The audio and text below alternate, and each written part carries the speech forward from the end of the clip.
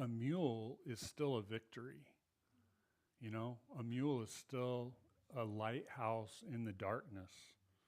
A mule is still a trophy of grace. A mule is still a win for the kingdom. And, but I hope that as one thing you gain from this training is that you won't be satisfied with stopping there. You know, that you try again to plant another church and maybe you get a better mule the next time, you know. But who knows, one day you may get a horse. And when that happens, who knows what the ripple effect's going to be from that, you know. You may see generation after generation of new churches being formed and new disciples being made. So it's like rejoice in the mules, but keep trying for a horse, you know. One time I trained a guy. His name was Mark Aspinwall, and he actually lives in Thousand Oaks, California. But his ministry goal was insanely bold. He basically wanted to win the nation of Indonesia. Okay, largest Muslim nation in the world, you know, thousands of islands, hundreds of people groups, and he has the audacity to think he could make a difference in that. But so as we got to the end of training, he was sitting down like this with his head in his hands. And I walked up and I said, Mark, are you okay? And he said, no, not really. I said, what's wrong? He said, what if I fail? You know, what if I mess up? What if, you know, yeah, what if I fail? And I said, Mark, right now there are a couple of 100 million Muslims in Indonesia on their way to hell. What are you possibly going to do to make things worse? Right? Um, I, you know, he's a super smart guy, real gifted, but I don't think even somebody like that has the creativity and the personal influence to actually negatively impact the situation in Indonesia, right? I think the worst case scenario is the status quo continues. It is all upside, right? Every, you know, every person that can be plucked out of darkness is an infinite win.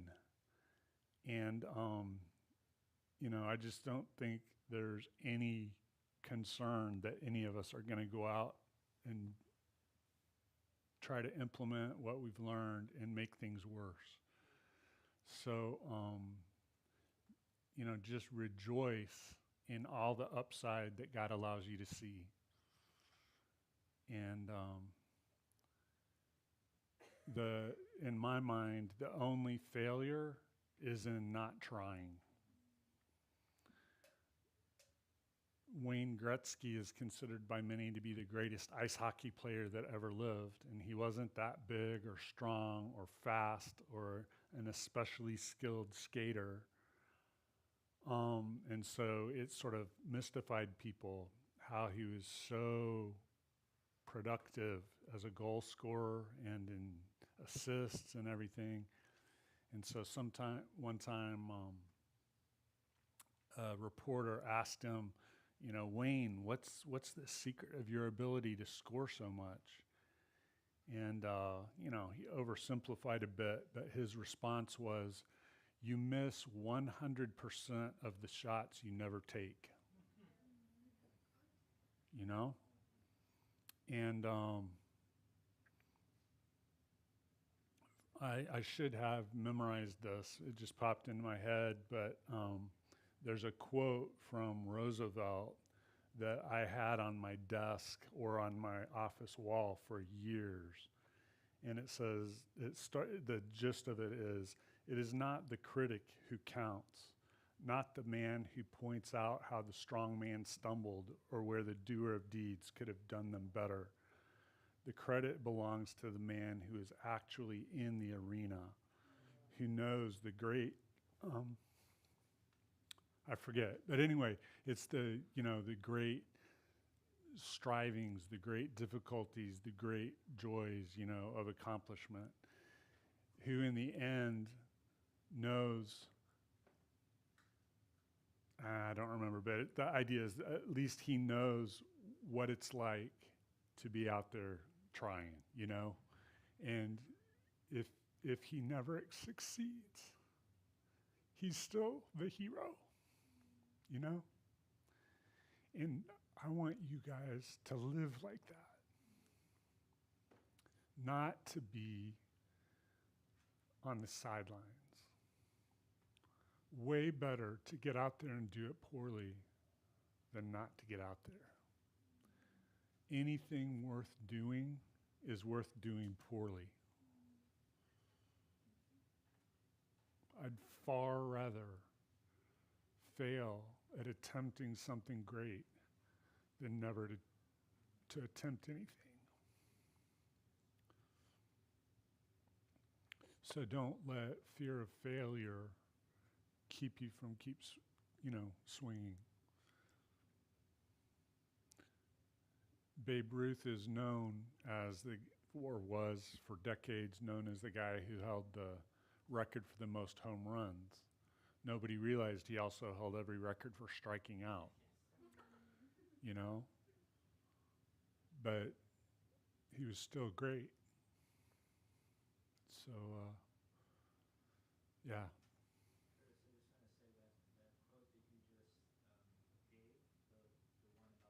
It is not the critic who counts. Yeah.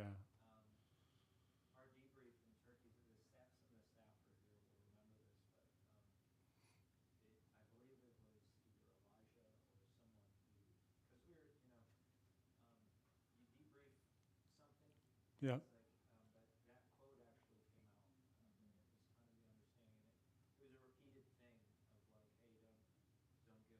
Yeah. Yeah. Yeah.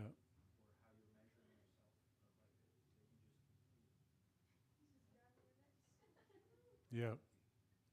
It's a great quote. It's a great quote. Yep. So do not let fear of doing it badly keep you from doing it. Of course, we want to improve, we want to get better, but don't wait for perfection. Go with what you got now and keep working at it and you'll get better. So, another thing I want to share is may seem like a pointless story, but I actually have 2 points I want to make out of it. So my mom loves jigsaw puzzles. And I was very grateful for that because it made it easy to buy gifts for her, right? Because I'm a terrible gift giver. I'm not, I don't know, that thoughtful or observant, or I don't know what the deal is, but I'm just never know what to get people. But I always knew what to get my mom, so I love that about her. And the only problem was she was really fast at working puzzles.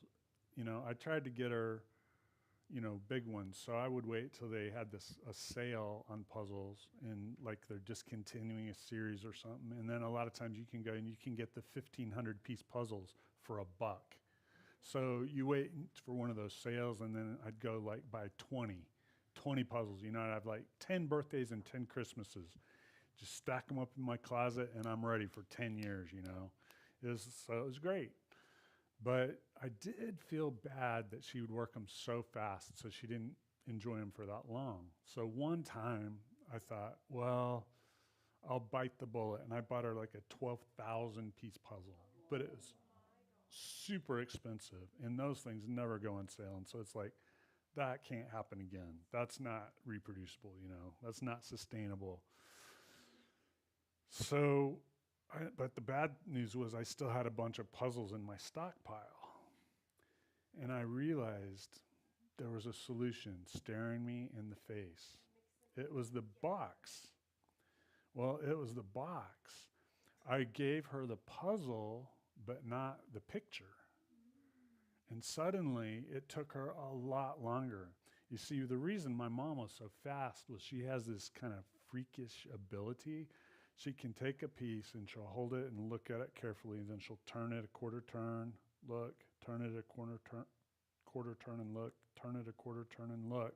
And it's like that little pattern. Somehow her brain is then able to look at the picture really carefully, and she can go, okay, that piece, I think it goes this way and it's about there. And so she can put it approximately where it goes in the right orientation. And so then that's how she's so freakishly fast at working the puzzles.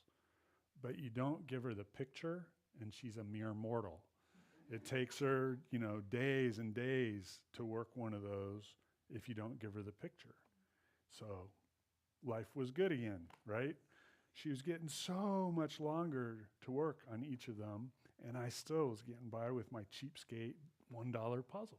It was awesome. But the day came when my parents were retiring.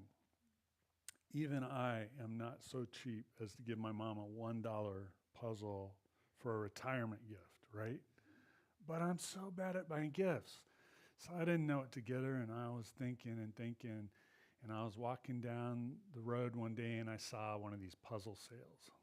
Oh, the temptation was too great. It was overwhelming. So I thought, it can't hurt to go in and look. And I went in, and it was this series of puzzles that it was all city skylines at night. And my parents have been to a lot of, cities around the world. So I picked 10 cities that they had been to, and I bought 10 of them for $10. And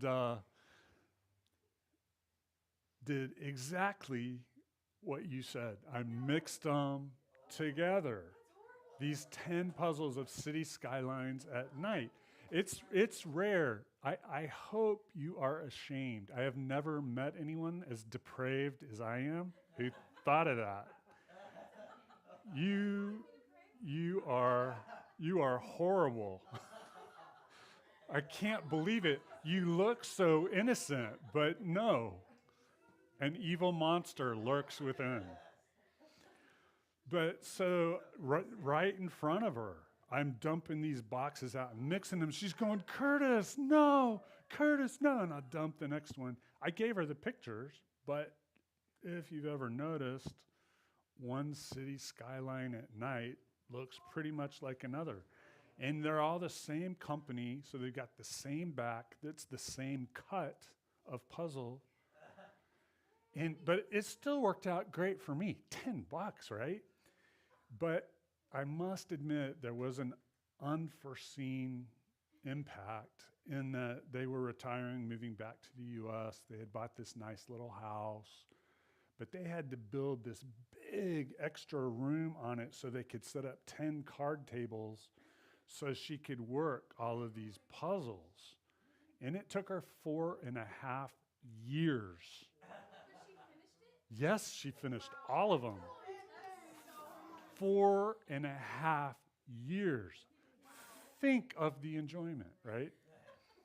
It was life-changing. Yeah. So what is the point that I want to make from these stories? The first is in regard of listening to God and asking God for as much as He's willing to show you about what His intention, purpose, and assignment is that He wants you to be involved with. As much clarity as He's willing to give you, it'll help, because the clearer picture you can have of that, the easier life decisions are. The easier, there's so many things that are easier the more clarity you can have. Now, God never shows us everything. He's we probably can't handle it and so on. But for as much as he's willing to show us and to be in prayer and listening before him, it's very worth the effort and the time. The second point is that he practically never calls us to do, calls us to our life calling or pursuit or whatever as a lone ranger. He's almost always calling us to collaborate and be in relationship with others around what his call is. And so if you have people that you're doing that with, the more you can together come before him seeking that revelation of what that is supposed to look like, the better. And again, these are never going to line up perfectly, but the more you can have common understanding and priorities and focus, the easier it is. It's like trying to work to do a single picture, work a puzzle off of a single picture versus having 10 different pictures. Though, on the surface, maybe it looks like, oh, those are similar. Those are similar. No problem for us to work together. But there are differences. And the more differences that there are, the more tension and friction and all of that comes into play. So corporately coming together to seek God's direction is time very well invested. And you don't all need to hear exactly the same thing, because it's just like the spiritual gifts. He'll speak to you in ways that are complementary if you're really hearing from him and you're really listening to one another and everybody's listening to him. Look for the complementarity. Look for how can we assemble these in such a way that his full purposes are done, every facet of it.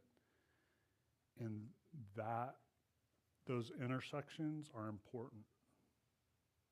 It's practically never a situation, well, each of us will work on, just on the part that we feel passionate about. They don't mesh the same. So I just want to urge you going forward to do that. And just from personal experience, there have been times in my life I've done that very poorly.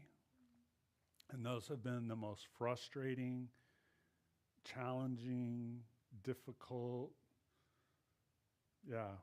just frustrating times, much less fruit than when I've done that very, very well, because I've also done that very well sometimes.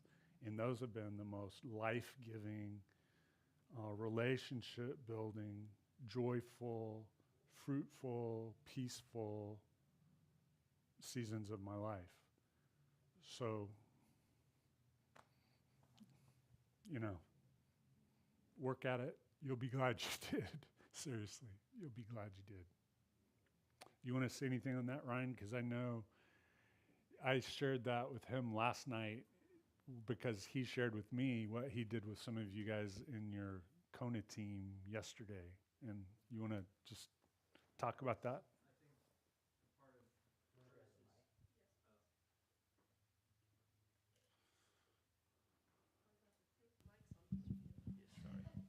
So just part of Curtis's teaching yesterday was talking about like prayer and this whole thing of like the people who've been responsible for big movements. And this is across the board. I mean, Heidi Baker talks about this, but these are people who invest their lives in prayer, 3 to 4 hours a day. and it's like, or beyond. I mean, Heidi even talks about, yeah, she snorkels and like that's her 4 hours of snorkeling and praying with God underneath the water. You know, it's like, but It's a hard life, but yeah, somebody's got to do it. So you know, but because sometimes we have in our mindset we have to be in prayer like in a you know, in a weird way. I would say so. It's like it's not, but it's the focused prayer of communicating with the Lord.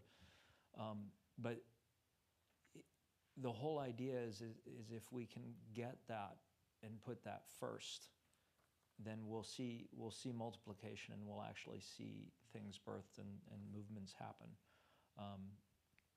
So that's why I think during team time we had some fun, and then I was like, okay, let's, instead of, because we're all planning these outreaches and we're trying to be strategic and we're trying to be like, you know, which is great. But the problem is sometimes it's like, are we actually praying into this, and are we having faith for what God wants to do, not what we think is a good idea? And so it was just really cool because, yeah, we were praying for Peru and the Amazon and Colombia, and just felt like God just started dropping little things. And if we can continue in that place of prayer individually and corporately, like, and not get bogged down in a lot of details, I feel like we're going to be fruitful, way more fruitful. So, and in the same way, like the story with the puzzles, it's like, you know, we're all pieces. And sometimes figuring out how we fit together is a bit of a, yeah, in the same way of like putting a puzzle together, it takes a long time. I remember I had COVID, and it's the first time I actually did a puzzle in a very long time. It was like 1,100 piece puzzle, but it was on the dining room table of my parents, and I was just, there's nothing you can do when you have COVID. Like I couldn't go out, so I just played around with this puzzle all the time. But and I don't know what this is, but the beautiful thing is sometimes you're getting super frustrated, and you can keep going and get really frustrated, or you can put it down and like step back or walk away and then come back, and all of a sudden, boom, it's like, it's good. Yeah. And I feel like there's a principle there of like, hey, when things get heavy, when you get like frustrated with the process, like maybe step back and like take some time, go, Lord, why is this happening? Or like in the place of prayer, seek the Lord. And then that's why I believe it says his burden is easy and his yoke is light. So I think prayer is foundational. And in the same way, all those verses that you gave us to read, it's like prayer in the Word, prayer in the Word. What were the apostles doing? Prayer in the Word. Yep. And it's kind of simple. So. Yep. Yeah, it might be an interesting exercise as a team before you go on an outreach or something. The same way you're going to be doing that 3-month plan, you know, as a follow-up to this. How about do a 3-month plan for the outreach as a team, spending time together, thinking through, you know, hey, this aspect, this aspect, this aspect. Is this something God wants us to do while we're there? If so, with who exactly, you know? And then, wow, do these need to be sequenced some way or whatever? But as a team, praying through that, working through that together, you know, can be really helpful. Build buy-in, build understanding of the bigger picture, how all these little discrete pieces actually do complement one another. So, yeah, good. Okay, I would like to do a little bit of a debrief activity. And so what we're going to do is just kind of work around the room and give everybody a chance to respond to one question at a time. We'll go around the room 3 times. So the first time around, if you could share what from the training this week was the biggest challenge for you. Okay? And we'll just start with Asher, and he'll just pass the mic, and we'll work around the room. Yeah, I think the biggest, just challenge for like, I guess going forward, something I'm still thinking about is how to implement this in as a value for us in YWAM. But for me personally, I'm definitely feel challenged to step deeper in prayer. Hmm.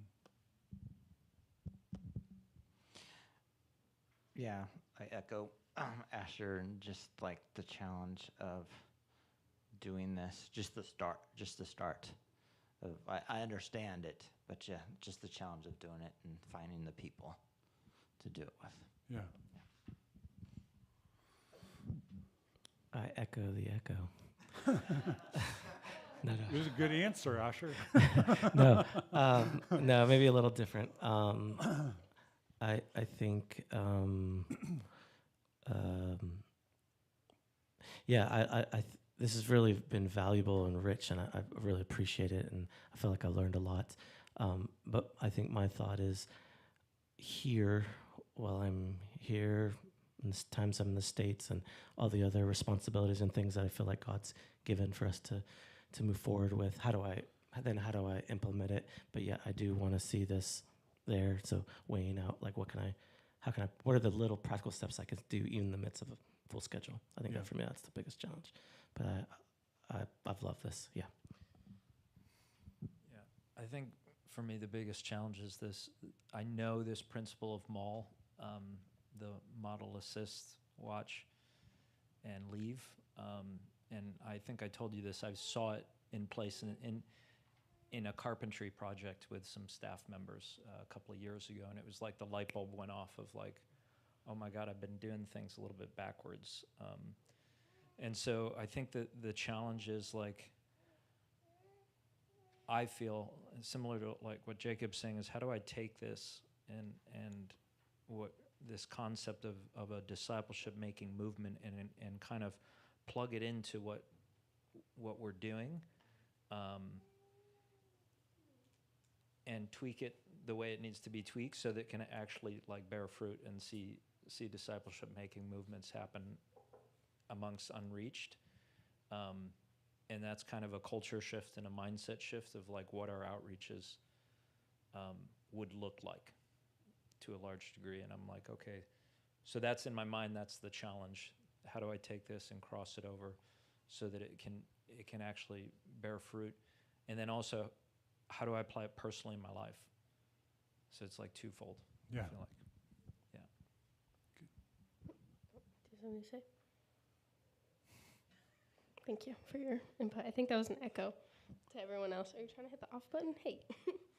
Yeah, I echo also Asher and Jonathan and everyone else. Just it's the implementation every day, or what that looks like, even for looking like a 3-month plan, and then doing that with other people as well. But it has challenged me a lot to like seek out a different kind of structure even than from what I've already known, because I do appreciate structure, and YWAM sometimes freaks me out.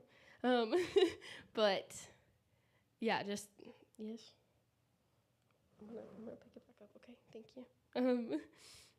But yeah, it's just a different kind of structure than I've seen. But also, I'm pretty familiar with the mall structure.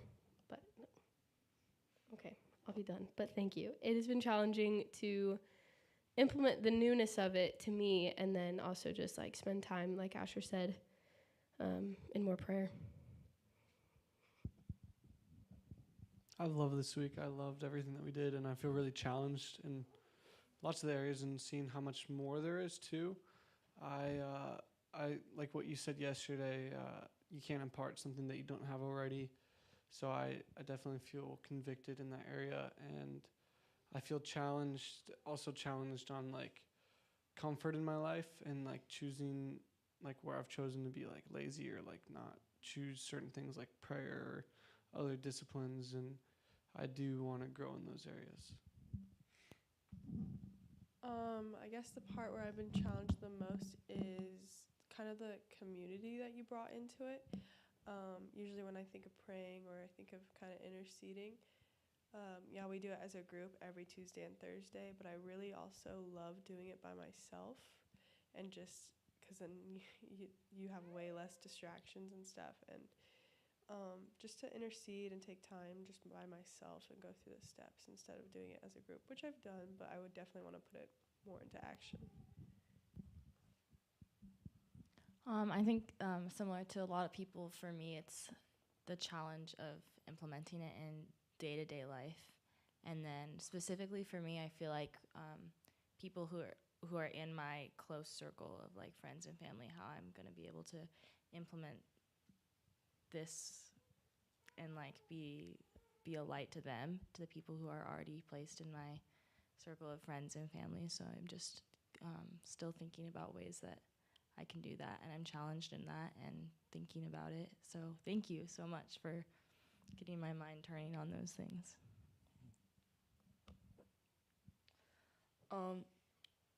I guess what I'm most challenged in is sounds everyone else was saying it, but just the whole prayer aspect. I liked how you emphasized its importance, like how you were talking about the guy who spent hours on his knees praying, and God brought through fruit because of that prayer. And I also am challenged to pray more. Like I liked your prayer wheel because it was like, since it focused on each individual topic over like 5 minutes each, it helped the prayer feel more focused, and therefore it felt like it went by quicker and smoother. Good.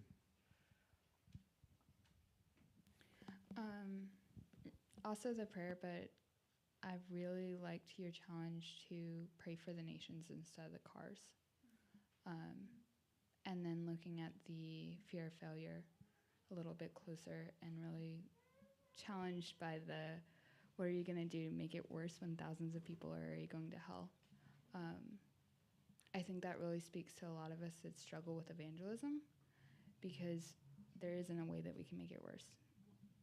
Yeah, that's right. Yeah, to kind of echo everyone else, just like challenging myself to like sit down and sit still, and like, because that's a challenge for me. But like specifically with like prayer and like intercession, because honestly sometimes I forget that like when you start doing it, like all of a sudden 3 hours have gone by and the Lord is giving you so many revelations, and I forget that it just takes the first step of actually doing it. And so to like have this like laid out for me to do, and even like challenge myself to do it even once a week, even if it's like on the weekend, because I mean, what's an hour of my life compared to the rest of my life when it can turn into more spending time with God? So yeah. Can you repeat the question? What did you find most challenging from this week? I think for me it was the part, the thing that kind of like starts all of this is like talking to people and like finding people to like do this with.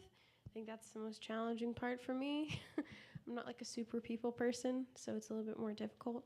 But also the kind of something to help with that is the whole thing of people go to hell if they don't know. So it's like, whew, I need to get over myself. But yeah, so it's the challenge of like actually stepping out and talking to people. I'm definitely challenged on the way I think of church as being. Like, I don't know, I think of a worship service and the sermon and all that. But then to think of it as, hey, 4 to 12 adults and like a whole different model.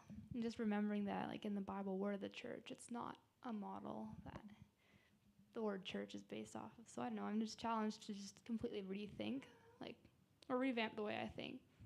And then, yeah, to the whole thing about secret groups, how a church isn't necessarily just believers, like how you can do the same thing with unbelievers. Well, I don't know, I'm just really challenged to find unbelievers to do that with. I think one of the things for me is the commitment that it takes, even this, commitments sheet on 41 here. The commitment is challenging to me. It just demands my all my energy, and I think it's good, but it's a challenge. Yep. Oh, by the way, I didn't really finish the story about the puzzles. So I've told that story all around the world.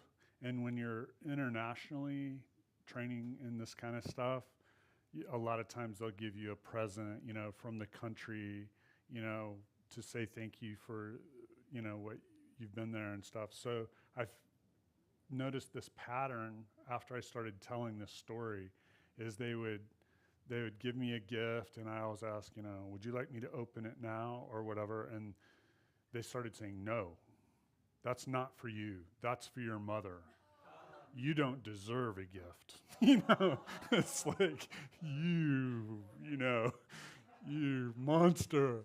And every time it was a puzzle that had a picture of something in their country. So my mom she started asking if she knew I'd been on an international trip recently. Did they send me anything? And so she's getting all these puzzles with, pictures from all over the world. So she thinks it's great. She loves that. But I never get gifts anymore. So bummer.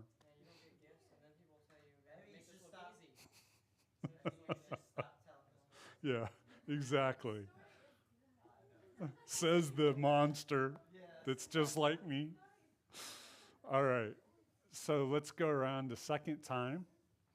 And this time, if you could share what you found to be the most encouraging.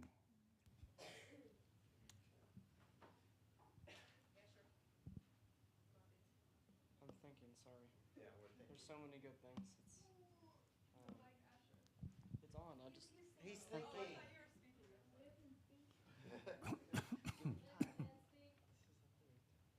Yeah, I really appreciate this model, the church model. I think it's centered around devotion.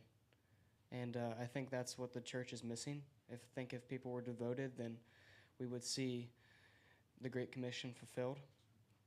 And all the things that we're fighting for, that we want to bring people into, we'd see it fulfilled. And so I think it's encouraging to see this model and see the, I guess just how it's been used and how it's been successful. And just to hear about the statistics kind of is encouraging for me. I think I can think of plenty of people to tell this about. The hard part is like actually doing it, but I definitely feel encouraged to tell them. Good. Yeah, I would just say, what was I going to say? Yeah, just the whole idea of, that we can do this, that we're called to do this, and we can do this, and God wants us to do this, and that it's not left up to us too, that when we pass it on, to encourage them to do it, and that we're all to do it, and to see that change happen, because we don't see it regularly. So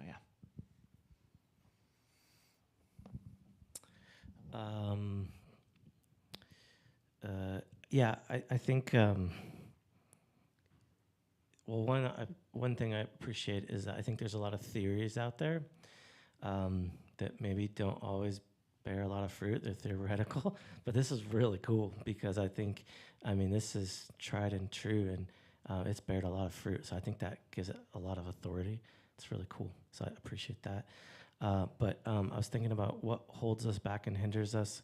Oftentimes, maybe it's like the commitment thing, but it's actually just following through and doing it. I was thinking about what Jesus says, not my will be done, but your will be done, Father. And I think this really hits at it because it really is, it is causing disciples who count the costs and actually, are they going to really follow through? And if they do, look at the fruit. And so I think it's been really, really encouraging to see that. Yeah. Good. Yeah, I completely second Jacob's. That was what I was going to say. But yeah, I loved, in addition to that, I really loved the anything worth doing is worth doing poorly. Just because, like in my life, I've seen either people do something wrong and then quit, or do it so well that they actually forget to tell you that they're human in it. And so they forget to tell you all the faults, but they'll say like, oh yeah, it took a lot to get here. It took like trial and error and all of that. But I think sometimes we as Christians forget to be real once we like hit this place, is what I've seen. There's like, once you see like the title, I think we forget to say, actually, no, this is all of where I've come from. And I had to walk through this failure, like you said about, who was it? The baseball player that you just said. Oh, yeah, Babe Ruth. Yeah, Babe Ruth. Yeah, him being like the best of the best, but actually also having some of the worst as well. That we don't see that. And so, yeah, it was just really encouraging. It just reminds me that even in leadership, like, I want to implement like the rawness of where I come from, and the trial and error that it takes to get there, so that it's less like, oh my gosh, you did this, but it's like, okay, wait, that's so relatable because I also failed in this. And then it makes me feel better about my failure. And so, yeah, thank you. There's one of your quotes this week. It's was from someone else, but it talked about like a stadium event, sporting event, where there's like, 20 or 40 guys on the field desperately in need of rest, and there's a bunch of spectators out there desperately in need of exercise. And I think of like also the theology of suffering that you've kind of brought to the forefront of saying, hey, let's not forget that the scriptures actually teach that it's not a potential, it's actually kind of a promise as well, that you will suffer and be persecuted. But it's kind of this invitation of to get off of our butts and stop being spectator Christians. And so it's a challenge, but I feel like it's such a good challenge that not only, you want to say? He just likes the feeling of the mic on his cheek. Yeah. But it is really this thing of like, man, I think taking an inventory and looking at our lives, and me looking at my life and going, am I satisfied with a Christianity that's not multiplying, that's not actually, walking in deep discipleship? And so I'm encouraged to kind of get rid of the spectator Christianity in my own life, and also just not to have any condemnation in it, like, and also not to have unrealistic expectations of results. That as long as I'm being faithful and listening and obeying, like, yeah. He's the one who's responsible for results and outcomes. But you've brought a really good framework for practicals, which I think in YWAM we can major in like theory, and then when it comes down to the practicals of discipleship, we kind of go, well, just figure that out on your own kind of thing, and that's not good. So I figured out why you're so good at multiplication in the church. It's because you were a math teacher. And yeah, this week was really awesome. I super enjoyed it. I love everything that we learned and the structure. And I think if we can really get a hold of this, we can really see a lot of fruit in our I guess ministries or outreaches. And I want to really go for it.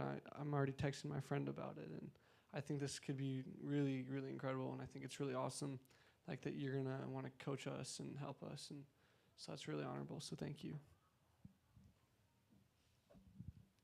Yeah, the thing that I think I liked the most about the whole lesson was actually when you're talking about when we're going through trials and when we're going through stuff, that it still glorifies God. Like, you can obviously see what big of an impact that had just by looking at this morning's worship, and just all of us yelling and dancing and singing for the Lord. So yeah, I want to, when going into staffing, I want to be that person that is like on their knees during worship, and not like kind of like just like crying because I'm going through things, but crying because my God is so good. And I want like the students to look up to that and be like, whoa, like God is still good. Like, even though like they're going through things, God is still good. Even when I try to plant a church and it fails, and I'm in my house waiting for people to show up and people never show up. There's still that one person there. God is still there sitting with me. That is my church plant for right now. Okay, God, let's open up to Exodus 8 and talk about frogs. But yeah, so I just thank you so much for just those like statements. Yeah, I think for me, what was really encouraging and something that I think that I'll always remember and like look back on is the mother duck analogy. I think that was just such an important reminder, and then it kind of tied into another thing you said about like time alone doesn't increase maturity, or someone's age alone doesn't increase maturity. To lead ducklings, you don't need to be a qualified duckling yourself. You just simply need to be following the mother duck, and the mother duck is Jesus. So I think that's something that I'll always be able to kind of turn back to, and just encourage myself that I'm qualified to go out there and make disciples. And so Good. Before we go to the next person, let me show you guys a photo that's kind of cool. Oh, what happened? Hopefully I didn't lose that. Never mind. So recently I was at kind of a leadership level meeting, and it happened to have people from it's the guy that I mentioned that pulled so hard, right? And had all those generations. And at this leadership meeting, even the people many generations down had already worked their way up into leadership. So we had like 14 people in a row that were all, this person led this person, he led this person, he led this person, like that. And we were at this place that had this big paper mache duck that was like 8 feet tall. And so we lined up in order that all of us had come to faith. And it was just so fun, you know? So the mother duck thing, that reminded me of that. No, it was just a random duck at this place. It was like this campground place. So it was just kind of fun. So, sorry, go ahead, Josiah. Yeah, a lot of what you said was really encouraging. I guess firstly it would be the need for discipleship. I see that so much, and I was just so encouraged by your whole model and how it really disciples people very well. And because of that, like, and like you were saying about evangelism too, like Ryan said, we just need to get off our butts and we need to just go do it. Like, it can't hurt, right? So I really found that to strike home with me. Like, even since getting here, God's just given me more boldness to just do it, right? And I'm not gonna necessarily convert someone every time I talk to them, or probably not even most times, or right? But I'm planting a seed, right? And I can also start like those, like you said, the 3/3 groups with new people I meet. And so just, I guess this whole model is really encouraging. Good, thanks. For me, it was no one on the planet has perfect theology. I grew up in a very conservative church, and then YWAM is considered charismatic, so it's been a very interesting tension for the past 3 years. And everybody's always screaming, get your theology right, but I just love the idea that it's never going to be perfect.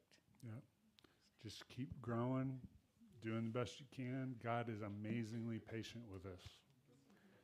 Yeah, the only failure is if we quit growing in it, but we're never going to get there. So, yep, that's right. Yeah, I think what was encouraging for me is just like the things that you had us, like you would teach us something and then have us practice it, and it's something that we could just practice every so often with each other, like the 3/3 group that we did the other day, or like going out and doing prayer walks and like just stuff like that, or like practicing just like sharing the gospel. Like that's something that I feel like needs to happen more because people get like go out and are told to evangelize, but they haven't practiced yet. So they get out there, they know what to do, but they haven't practiced, and then you freeze and you're like, Jesus love you, okay, bye. So yeah, I think it's really encouraging that, just the practice aspect. Good. Actually, it's remarkable. I almost never hear that in the debrief like as that. So I'm encouraged that you found that encouraging, because hardly anybody ever notes that. Good, thanks. Yeah, I don't know, I just think how like vulnerable you were and like super humble. You're like this giant in the church planting world. And I don't know, you're just so down to earth, and it was super encouraging. Even like, you don't have to be like a certain personality to do this. It's like everyone, it's not just the super bold, like loud person. And it's really encouraging because like I'm not the super loud person. And I don't know, it's just, this doesn't like discriminate personality. It doesn't say anywhere that you have to be an extrovert to do this. You don't have to be like a certain age or anything like that. It's for everyone. That was really encouraging. Unless you're 11, and then you start kids church.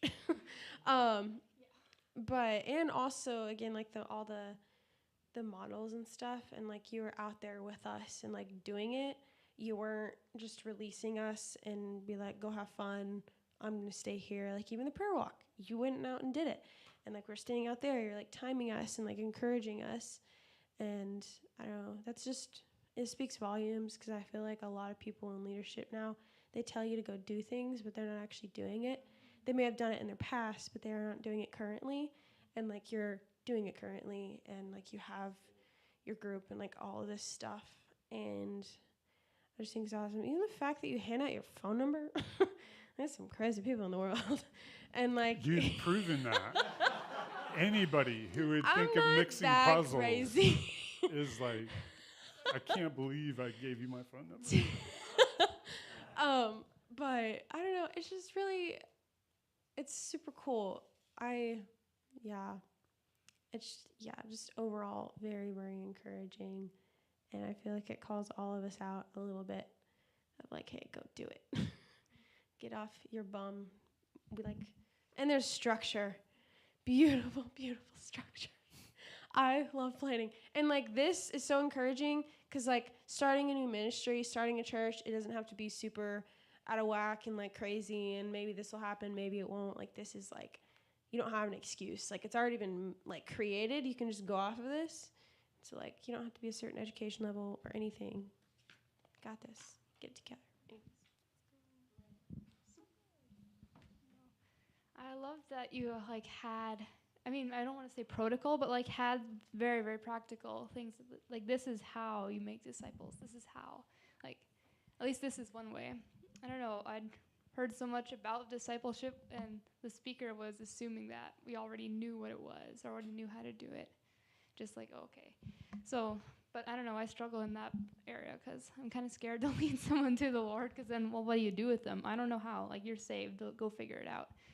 But now to like actually have that tool is just so exciting.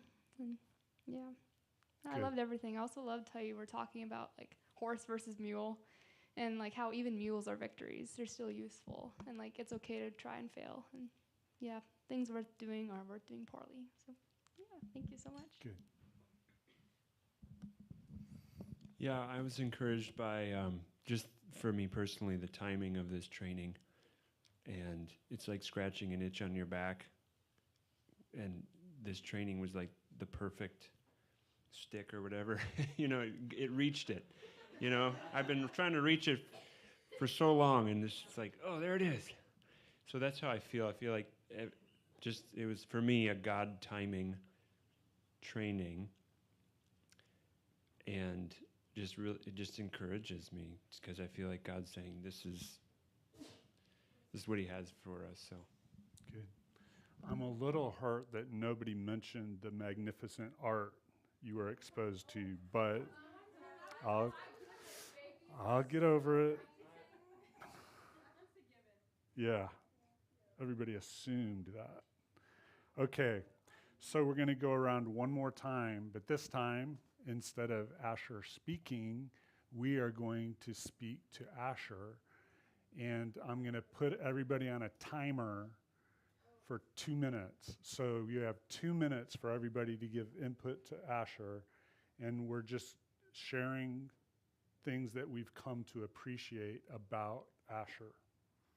And then when this alarm goes off, we move on. So every 2 minutes, the alarm's going off. Yeah, I am. All right, go. So I have 2 minutes, or No, are we all everybody. together? So we won't be able to. Here, we'll start over. Sorry. Because and we probably won't be able to all use the mic. So if I take this off, did you say you could hear everybody? Okay, so I'm going to turn mine off. So we'll turn this off too, right? Yeah.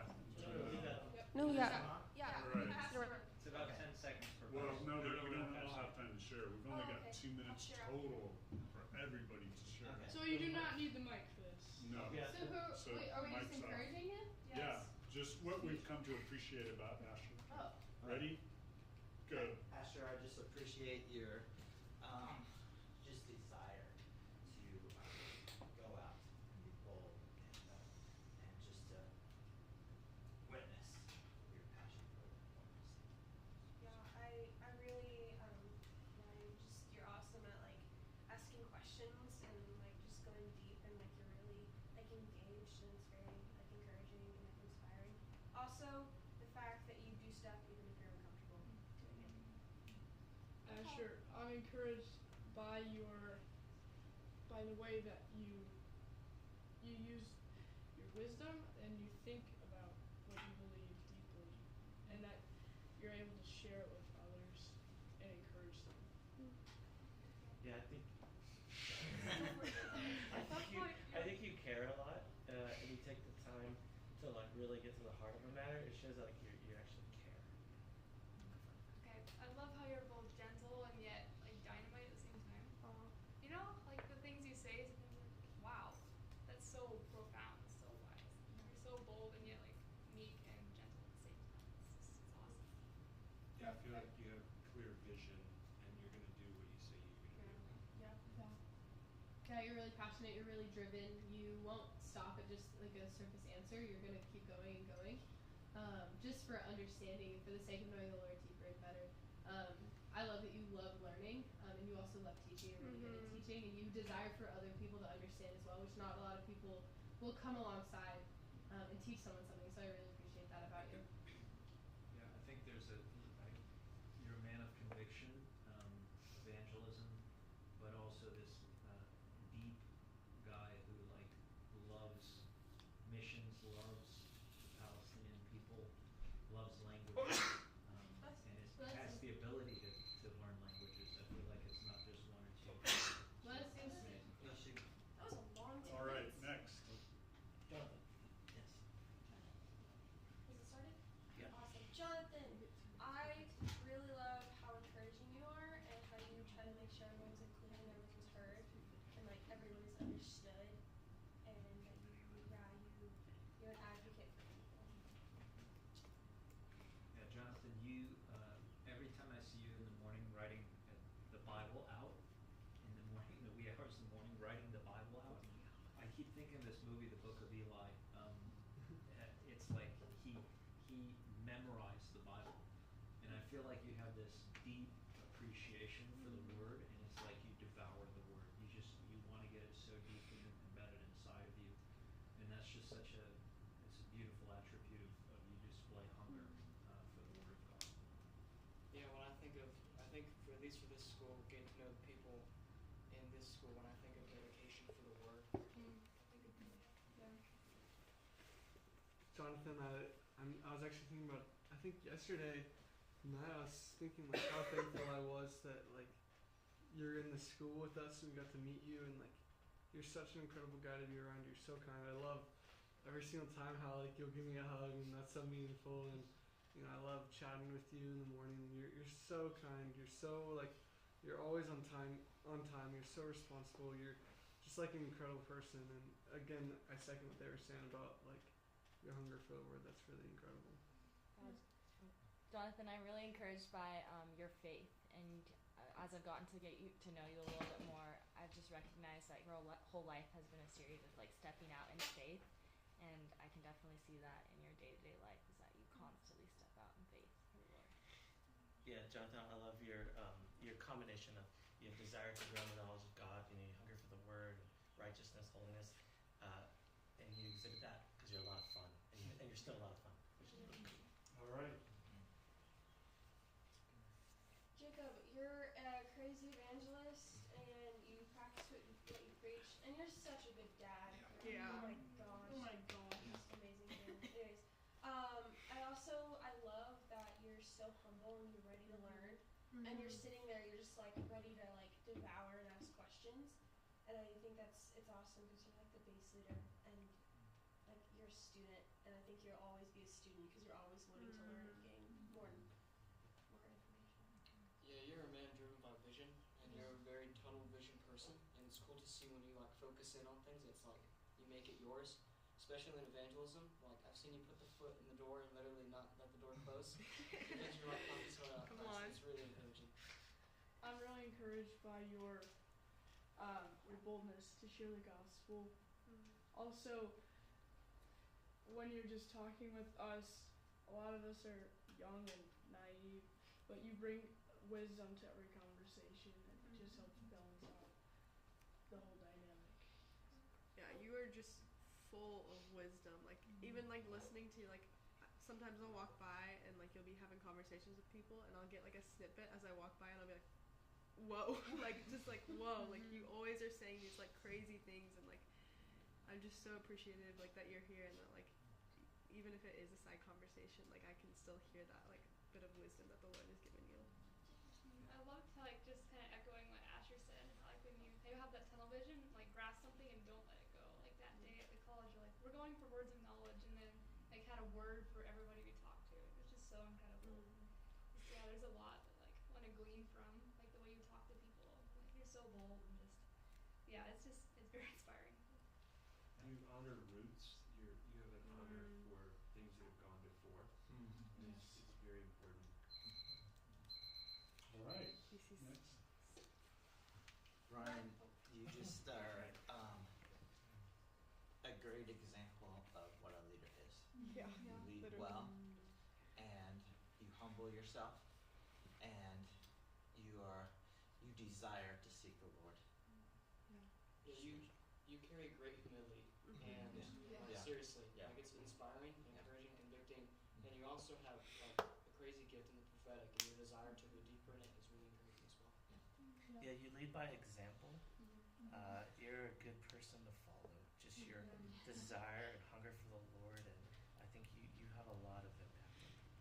I've been with so many organizations. I've had the ability to work under a lot of people, and I've never seen someone carry such like a heart for their organization that they follow, and for following the Lord. And like that's what makes you such a good leader, is that you follow your heart because you know the Lord so well that you know His heart and you have the same heart. You champion people so well. Yeah. Come on. Yeah, you just pick people up right where they're at, and you're like, let's walk together, let's run together, whatever. Like, you come right to where people are, and you carry such a father heart and like a big brother heart and a friend heart. And like, you carry the heart of Jesus in such a unique way that I haven't ever seen, and you carry humility in the wildest of ways. And you told me this recently, that prophetic people are peculiar people. And ever since then, I've seen some just like the funniest sides of you. But it, like, just literally the funniest things. But it's because like you just don't care, and you also don't recognize it sometimes, and I love it. You have like so much wisdom and so much intelligence, like because you just seek it out, because you just want to know the Lord, you want to see the face of your Jesus, and so I so admire that. And you are so easy to follow and so easy to want to lead under, and yeah, thank you. Yeah, Ryan, I've been reading lately about how being tenderhearted is such like a beautiful thing, and like something we like should go after. And I really think that like you're honestly one of the most like tender people I've ever met, and like you will cry, and you will like I don't know, just like the way you love on the Lord is awesome. I'll continue with it. All right. Nano. Yeah, you carry a deep conviction to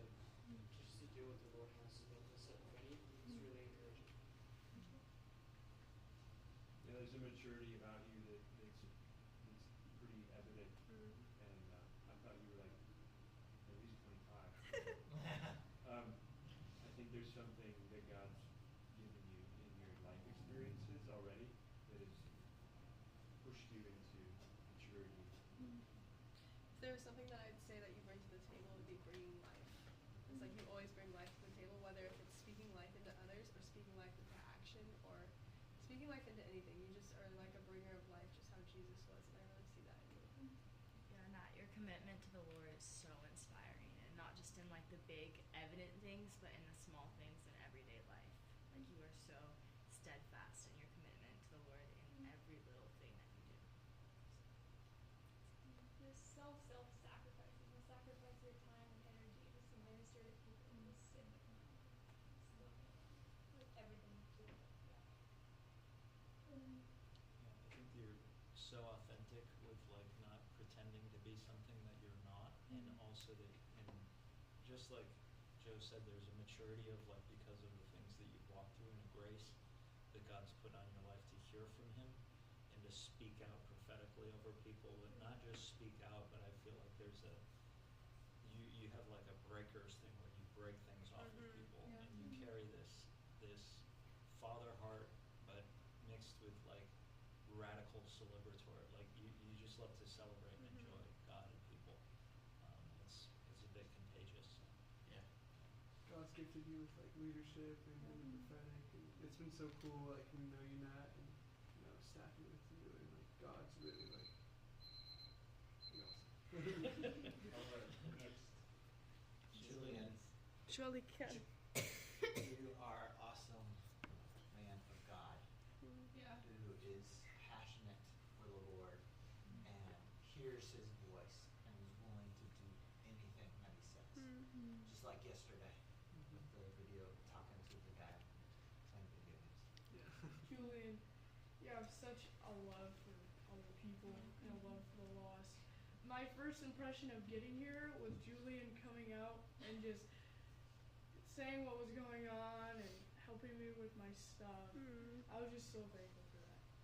Yeah, Julian, you have such a curiosity for the Lord and for life and learning and all of that. Like you are so bold and you are so courageous, and I've loved seeing that. You love to minister to people. You also like love to be ministered to in a way that you're seeking out any kind of leadership because you want to grow. You want to be the best that you can be, and I so admire that because you are not going to stop until you are like the best, and that's actually a really incredible gift, and so I'm really thankful for that. And I've seen that all through DTS and outreach, and even being here, and I'm so excited to staff with you. Your hunger to incredible. To seek the Lord and grow, and just anything you do, you're willing to make it. Like to keep going, you don't stop there. You just keep going. Yeah, look up to you so much. Yeah, Julian, you have such a big heart for other people, and you're such a hard worker. Like, yeah, you carry out your convictions from the Lord, and you take it, and you don't stop until you reach what the Lord is asking you to do. And like, yeah, I feel like you have such a huge heart for other people, and to see them grow and like push them in such a loving way to be more like God. And I just see Jesus all over you in so many different ways. Yeah, you're such a solid dude. I think you've got wisdom well beyond your years, and your level of caring for others is just incredible at your age, bro. All right, next. Skeeler! I love you so much for what you are. Just the most like spicy is the word that came to mind. You are spicy. you are full of zeal. You are full, and you are ready to go at any moment's notice. You can wake up at 3 a.m. and just be like, let's go. It's like, for why? You're like, let's go on an adventure. So you have such an adventurous spirit for the Lord, and you want to do that. And you also love, like, you have such a heart for, especially I've seen in women and in younger kids, that you just like want to show them the love of Jesus in the most passionate way that you can. You are so creative. Oh my gosh. You are so resourceful. You are so intelligent. You are so like, oh my gosh, everything that I ever want to be. I love that you just embody that so beautifully. And so thank you for seeking after the Lord in that kind of way with everything that you do, because it's all worship. And I'm so proud of you. Yeah, I know you said this about joy, but I actually think the Lord really wants you to hear this. Yeah, you're a force to be reckoned with. I don't like to usually compare people to names, but Heidi Baker, I just see you in the same vein. There's this, you're so, yeah, you declare things, you go for it, you don't care if you mess up. Like, it's really cool. Yeah, I think, Sky, the one thing the Lord told me is just to make room, like a lot of room, and just let you, because your creativity is like off the charts. Mm-hmm. And he was like, just don't, she needs room and space, and just create room and space and let her go. Like there's this thing that's flowing out of you that's a gift of the Spirit, to create and to innovate and like to do things in different ways and to do new things. And so I don't even know what to say other than that you're free to do what God has put in your heart to do. And like, yeah, it's just an amazing thing to watch. You're so authentic. This girl reads Bible verses of frogs. It's like I love it so much. Exodus. Yeah, Exodus 8. Yeah, I love that. Like the consistency about you is just beautiful. Sky's built different. I'm built different. Dana, you carry such a peace, and like, I don't know, you just like walk into a room and you can feel it that you're there. And like, I don't know, as someone who can't really sit still, I find myself like wanting to sit still when you're around and like hear what you have to say because you pour out so much wisdom. And I just like. Yeah, Dana, from the start, I remember like seeing your application. I was like, oh, she's got a cool last name. It's like, oh my gosh, and you just like look super, I don't know, just like really chill. And like meeting you, you're so kind and so tenderhearted and so caring. And like even what you've been going through like personally and like with family and stuff, I'm like you can't even see it. Like you walk in so much grace. And I think it was Gianni. She was like, "Are you like royalty?" Like, cause you carry yourself with like I'm a child of God.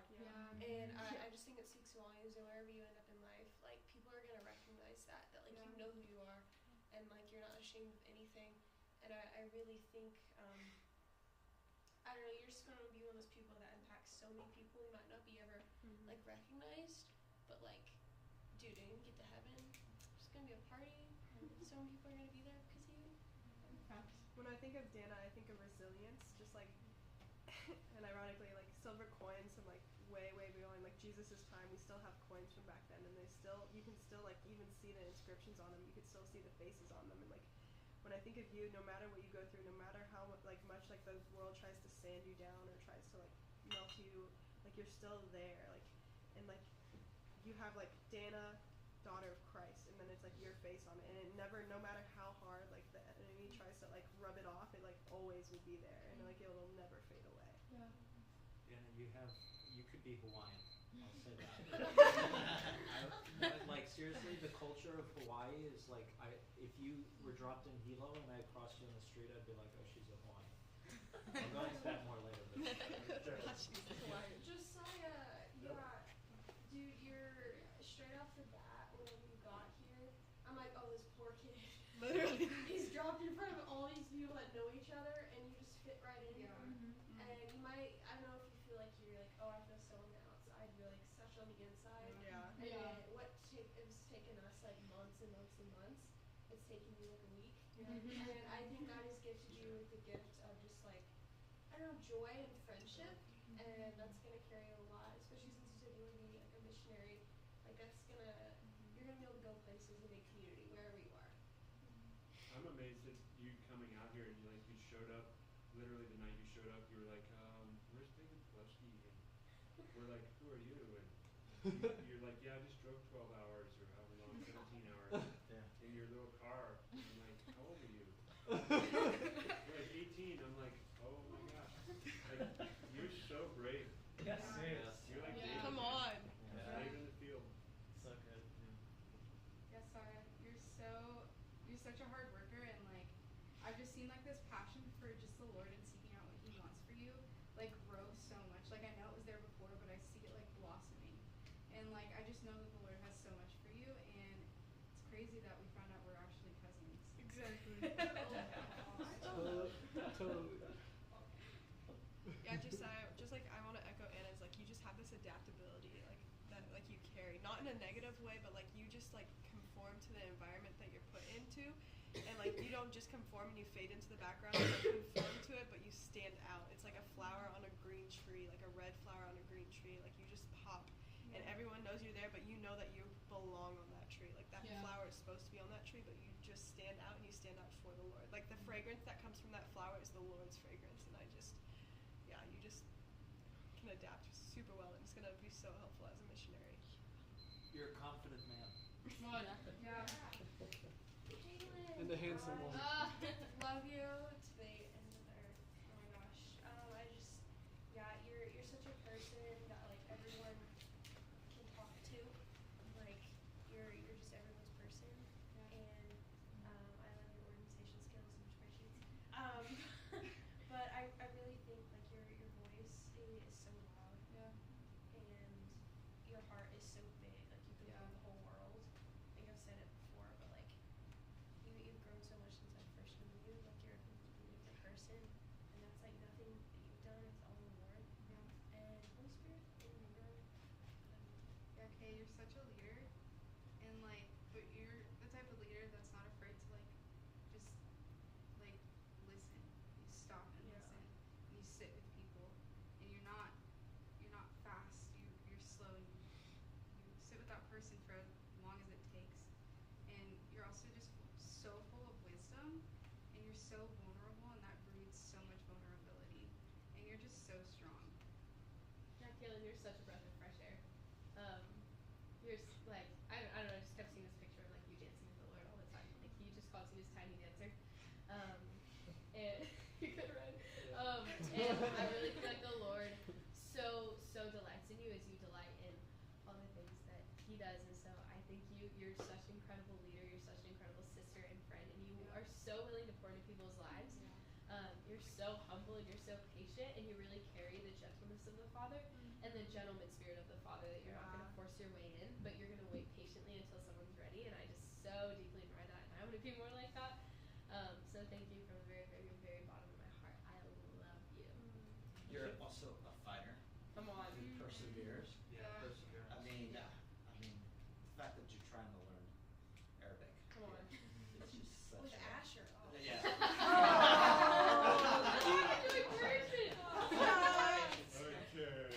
Next. Julia. Miss Rossi. Keep I going, love guys. you so much. Your bold personality and just everything about you. You're also so like ready to listen and ready to like cry when people are needing to cry. And just your heart, like guys, she does not like the kitchen, and she does it anyway. And she does it so well. And I don't know, you're just so ready to like hop on things and get going and get ready, and you're like quick to forgive, and I don't know, you're pure gold, you know?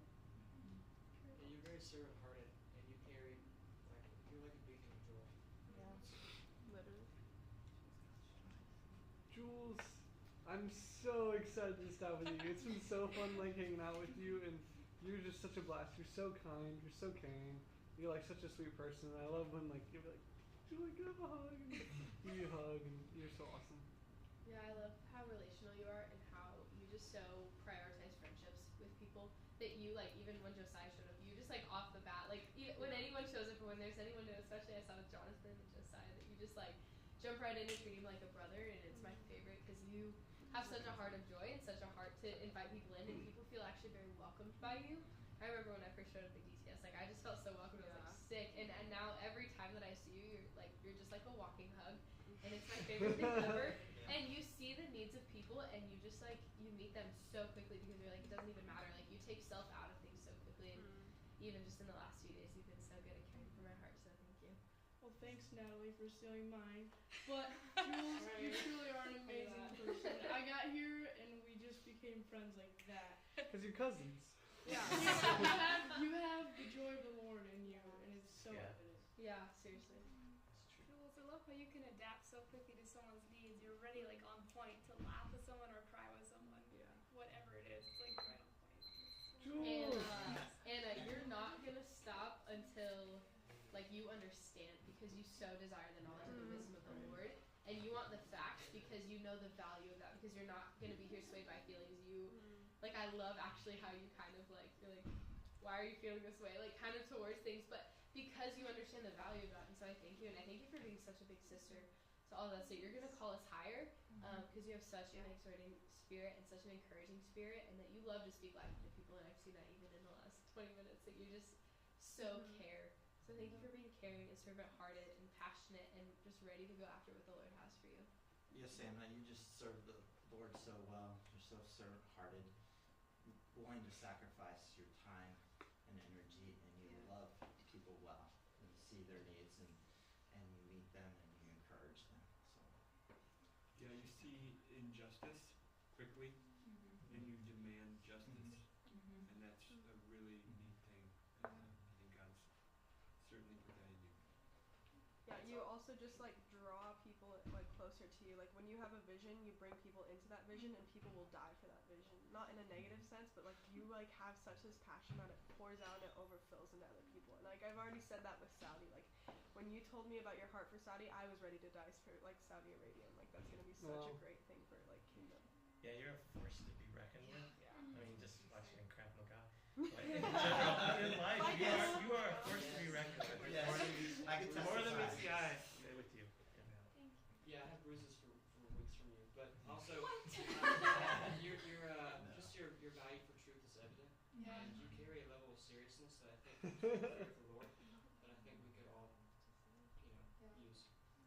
Anna, you're such a hard worker. Like it's so evident. You're so responsible. Like just even how you like are responsible for all the groceries, and you're always on time. And like again, what they were saying about justice and all that. But you're awesome. And you're unstoppable in the Lord. You'll be a great mom. Yes. Yeah. Daniela, you're a gem. It's been such a pleasure to watch you just step out of your comfort zone and shine in front of people. You carry a deep well of biblical knowledge, but that's not your only good trait. You have this like joy about you that makes it easy to laugh with you, and a desire to laugh and see other people laugh with you as well. You're super compassionate, and I could literally just continue on, but other people may encourage you. Yeah, Daniela, you remind me of me and Caitlin's friend Annie. You're so like pure in heart, and so your intentions are always good, and like you never like. I'm not saying this in like you're a weak way, but like you wouldn't hurt a fly. Yeah. And like you're so kind, you're so fierce, and you're like ready to go. Like yesterday, you like ran in, and you were like so like energized and excited, and I don't know, you're a friend to many, and I'm so thankful that I've been getting to know you. Not me, but like Sibisha. But yeah, and your word, your knowledge of the word is just abounding, and I don't know, you really value the Lord above everything else, and you're willing to give up everything for the Lord. That's awesome. Daniela, you're a daydreamer. It's something that's actually amazing, because I feel like you're dreaming with the Lord, and he'll just drop things in, and you're like, okay, and then it's like I feel like you process stuff with the Lord that I'd love to know what's going on in there, but it's like in this thing of like the word and then this expression. You express something through music that is like in there it'll be keyboard, or over here playing guitar and singing, and it's so unique, it's so special. I feel like God has given you something very unique to express a part of who He is to us. Daniela, you slay people with a sword of surreal serenity, and ask me about that later. Joe, you are a man after God's own heart. Yes. Who is a great husband and a great father and a great example for everyone around you. Joe, you are an incredible father, and I feel like I learn something new about you every day. Like, there's so much about you, and you're so humble. Like, so humble. And you're an amazing dad, and I feel like one thing that the Lord's been saying, that you're a father to many. And you remind me so much of my brother.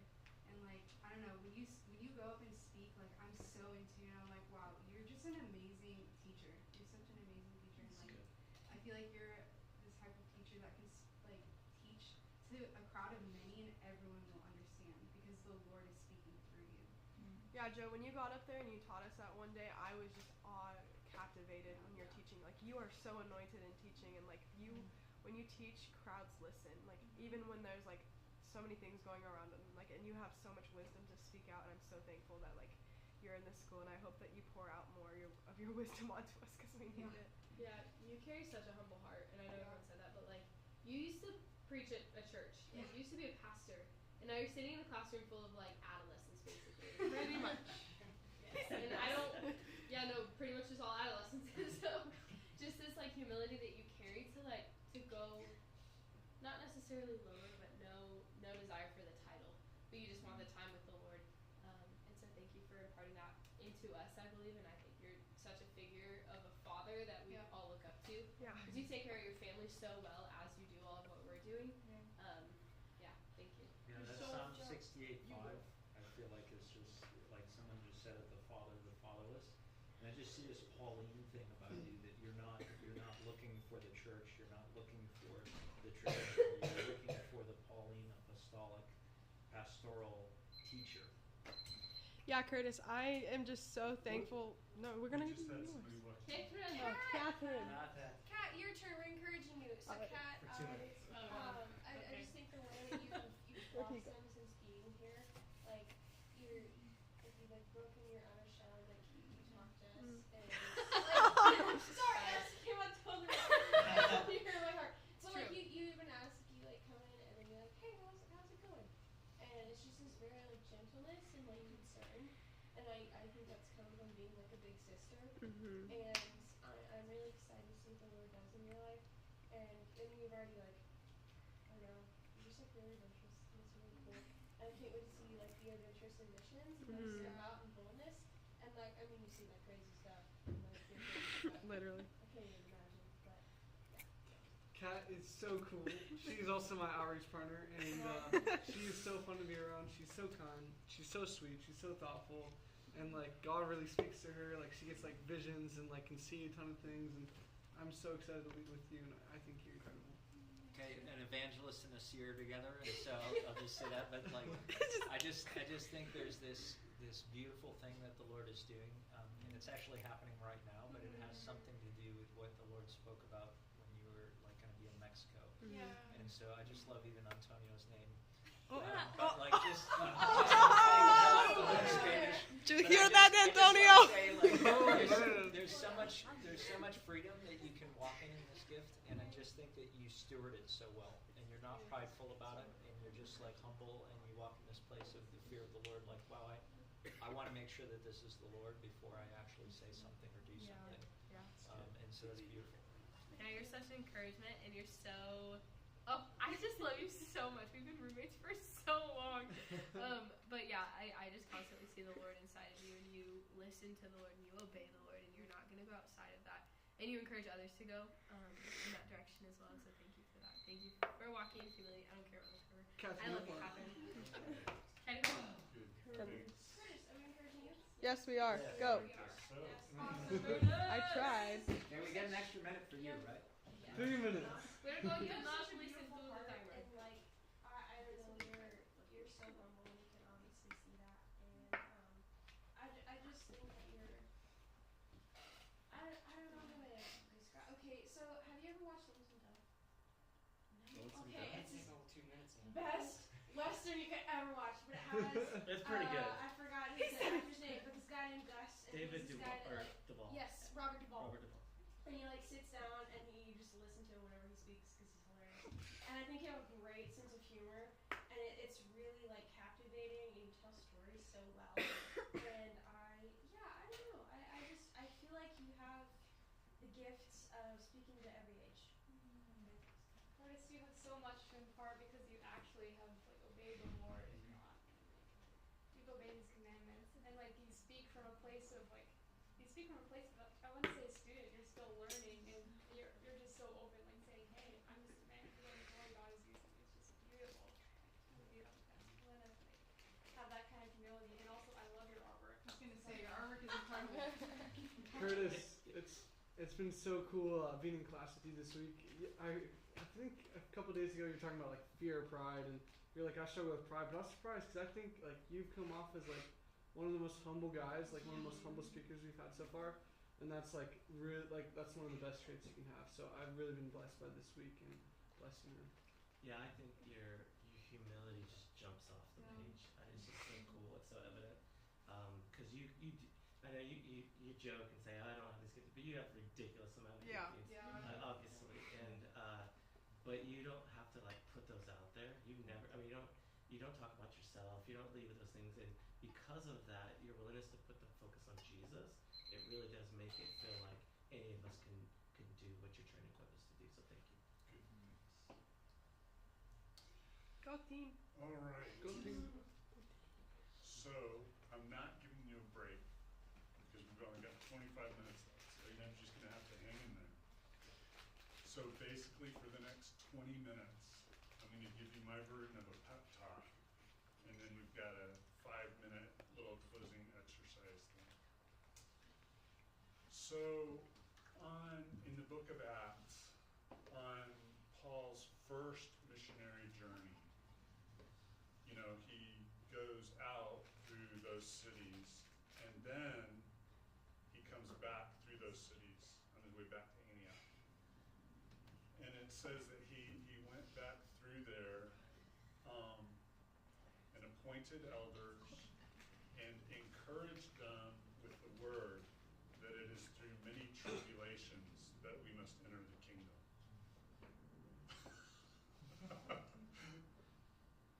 I don't know. Maybe he had a different idea of encouragement. So anyway, this is like my Pauline pep talk, right? Because basically that's what I'm going to talk to you about. Is that it is through many tribulations that we must enter the kingdom. So hopefully you're encouraged.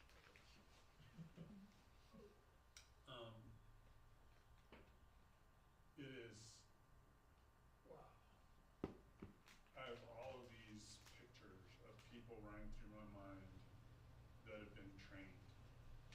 And, you know, in different settings, different, you know, lengths, but I started noticing this pattern when I guess it was 1996. I had started kind of pretty much doing full-time training. And I was training long-term experienced missionaries who already had language and culture and stuff in this type of thing, but a full like 1 month intensive version. Putting in minimum 8 hours a day for a month, doing, you know, around these topics. And we had a limit every month. We'd move to a different country every month through the unreached world, and we'd have 30 people every month.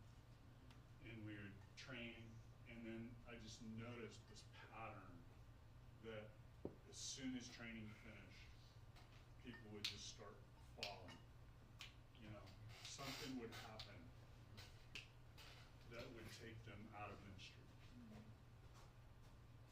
And the timing was just, you know, it was not coincidental.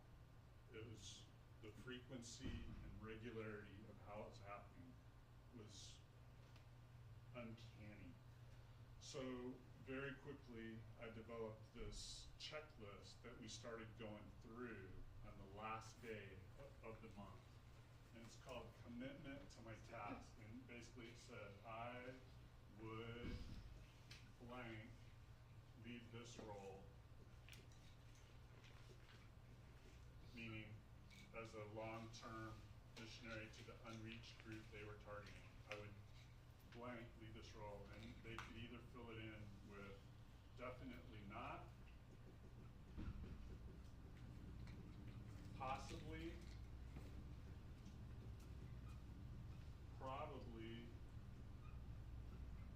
or definitely. So I would definitely not leave this role, possibly leave this role, probably leave this role, or definitely leave this role if this happened to me. And guess where I came up with all of these items? It was people who I had known in the less than a year that I'd been doing this that had left the role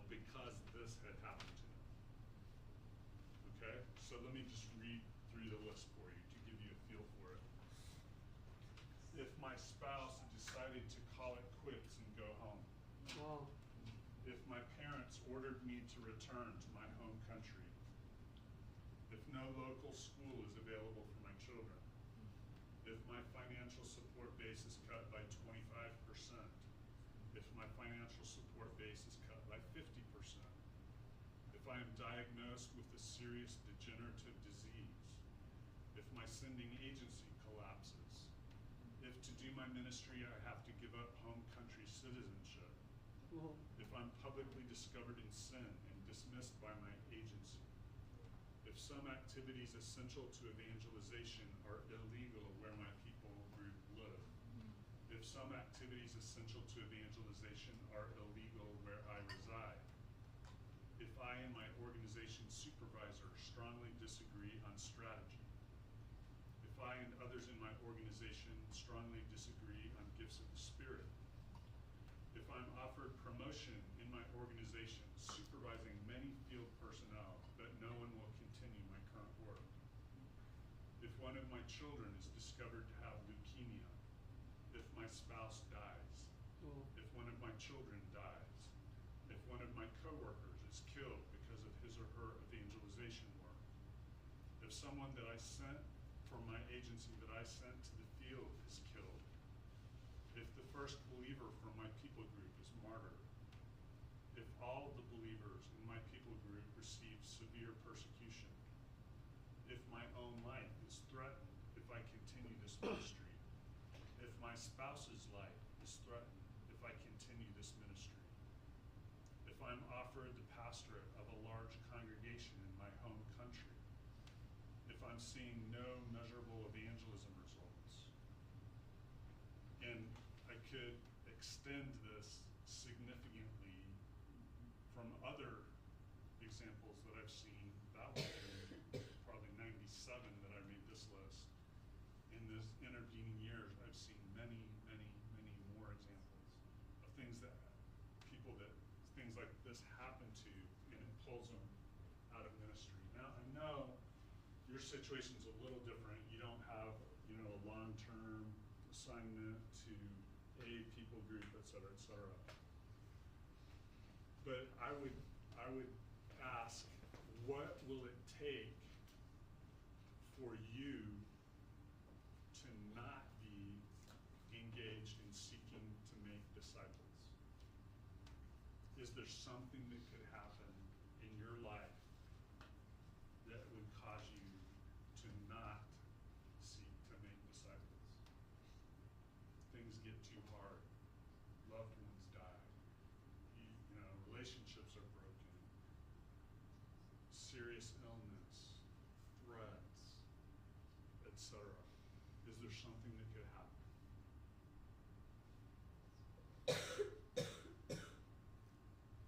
I hope not. I hope the only thing that'll make you stop seeking to make disciples is when God chooses to take you home. Please, don't let anything else prevent that. Respond well so that God can accomplish what He intends. And maybe all He intends may be to allow you to suffer amazingly and people just be amazed that you still love Him and you still seek Him to serve Him. And there may be zero fruit. But trust me, that would glorify Him tremendously. Don't let anything stop you. And as I mentioned yesterday, if you live like this, you will be a target. And I'm confident God is going to allow you to suffer because He wants you to have all those benefits that we talked about. And He's promised that we will. And it's it's one thing to be ready to suffer ourselves, but to watch our spouses have to suffer, or our children have to suffer, or our dear coworkers have to suffer, or the disciples that we're making who are still so young in the faith have to suffer or die because of their faith. That is a whole nother level. Another thing that's a whole nother level is friendly fire, right? Some of the most painful suffering you will ever undergo will be inflicted by other people who claim to be Christians. It will happen. I guarantee it will happen. And it hurts way more because of the source. A lot of people, when that happens, a lot of people turn away. Don't let that happen. Unfortunately, just because my call has, primarily been to least reach peoples, I've seen a lot of suffering from people that I have discipled, from people that I have, worked so closely with. People that have been tortured indescribably. Tortures you couldn't even imagine, honestly. People who have had their children taken from them, who have lost all their property and lived on the run, who have been taken hostage for decades even, who have been killed, and so on. And many who have been killed. And of course, because of the nature of where I work, many of those is, people in Muslim nations or or other, Hindu fundamentalists killing them, or so on, from all these different countries. But it happens to Americans too. Within 1 6-month period, 11 different people that I had developed, trained, discipled, invested in deeply were martyred in a whole range of countries. Americans, 11 of them in a 6-month period of time. Everything from machine guns to RPGs to multiple stabs and it was all to a bomb. One was actually a bomb target because they were faithful in pursuing the Lord. And every one of those would say he's totally worth it. He's totally worth it. I would encourage you, if you're working, because I know some of you are planning to work in some tough environments like that. I don't know if you're familiar with the concept of a last letter. But anytime I'm sending anybody to a place like that, or they're living in a place like that, I encourage them to write a last letter. It's essentially a letter that's to be opened in the Christian community in the case that they are martyred or put in long-term incarceration or taken as a long-term hostage. And basically the letter says, I'm fully aware of the risks. He's worth it. Somebody take my place. Somebody else come. Because for now, I'm out of the battle. And somebody needs to step up. Those letters are so encouraging. They are so encouraging.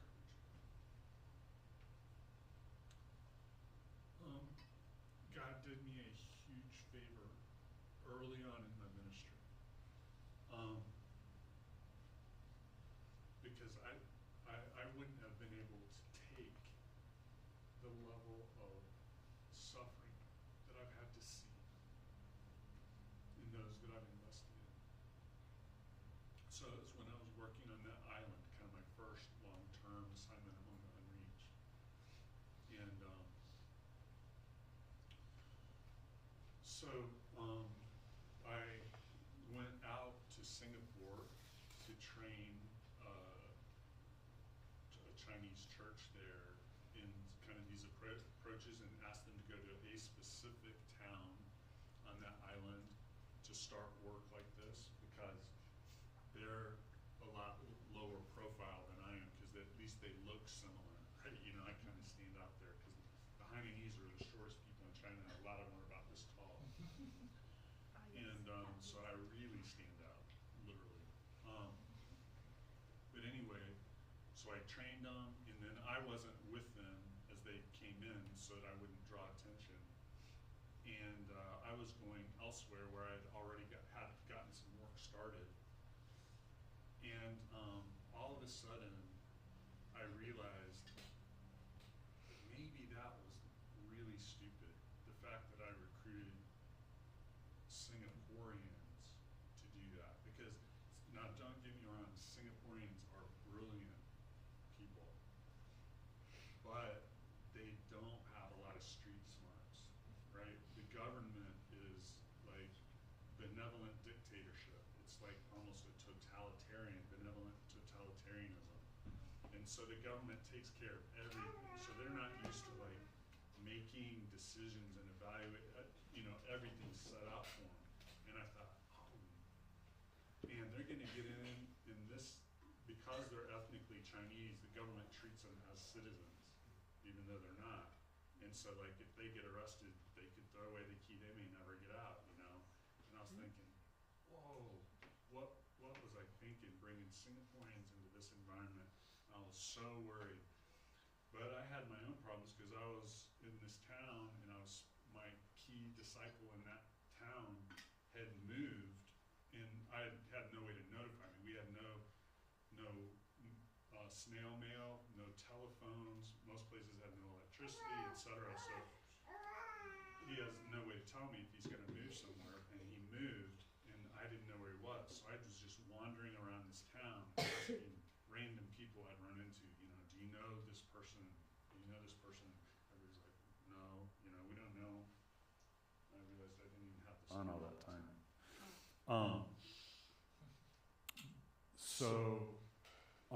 And finally I found somebody who said, yeah, and I said, well, he's moved. Do you know where he's moved to? And they said, I think maybe it's down such and such a street and stuff. Anyway, I eventually found the place, and I went in, and immediately when I walked in the room, I couldn't believe it. On the desk was a telephone. It was literally the first telephone I had seen on the island, with the exception of the main government office in the capital had one. And other than that, this is the first one I'd seen. And I had been hearing that they were getting ready to start like providing telephone service on the island, and I'd been in contact because of the nature of my job there. I had contact with top government people, and so I was like trying to get first on the list. So like I'd be the first one to get a phone practically, But this town is long explanation, but they got like the first couple of phones. So I went in, and this guy had one in his apartment, and I was so excited. And I said, "What's your number?" He said, "I don't know." And he had nobody to call. He didn't nobody. It's like, what good is one telephone in a place? There's nobody to call. But anyway, he said, but it's hooked up, because if you pick it up, there's this tone, right? And I was like, oh, wow, well, as soon as you find out, let me know, because then if I leave the island, I could call you. Oh, it's like, this is going to be life-changing. But anyway, as soon as I got over that excitement, I started sharing with him about this team from Singapore and how worried I was about them. And I had just finished explaining that to him, and the telephone rings. And we're both like, whoa, and he goes over and he answers the phone, and he says, "It's for you." And I was like, obviously this is somebody in government, and they're just calling to say, hey, we got our eye on you, watch yourself, et cetera. And so, I answer the phone, and it is the team leader from the Singapore team. They had taken in a sat phone with them. And if I had been thinking clearly, which I clearly wasn't, I would have said, what number did you just dial? But all I could think to say was, how did you get this number? And they said, I don't know. God just told me to dial this number and give you an update on how things are going. And I said, okay, how are things going? And she said, great. We've been doing exactly what you trained us in. We've had initial responses, and we're meeting in those homes, discipling them like this. We've had no interference. We haven't been detected by any public security bureau people. It's going great. Bye. Hangs up. Message received. God was very clearly letting me know, don't be an idiot. What good does it do for you to fret and worry and be all anxious about what's happening to this team? You cannot do a blamed thing about what happens to that team. I am in total control. They are not your team. They are my team. And guess what? I love them way more than you do. If I want them to be arrested and held forever, that's my prerogative. If I want to blind the eyes of the official, as I have chosen to do, by the way, and give them great success in their efforts, I can do that. You worrying about it is pointless and faithless. Get your head together, man. Right? Okay. That was the most amazing gift, and I had no idea that through the years, time after time after time, there would be opportunities to be faithless in that regard. 1 Peter, the entire book, the main theme of the book is how to respond to unjust suffering, right? To suffering for doing what's right. And one of the bottom lines he comes to is toward the end of chapter 4. And he just says, trust him as a faithful creator in doing what is right. It's in his hands. He is not surprised by it. He can sustain his people through it no matter what it is. He will use it to glorify his name. He will use it for the good of anyone engaged if they love him. And we just have to leave it in his hands and remember, we win in the end. He is worth it. For all eternity, we will rejoice in his presence. These momentary light afflictions are working for us an eternal weight of glory far beyond all compare. So we look not at these temporal things, but at the eternal things. That hope is an anchor for our souls.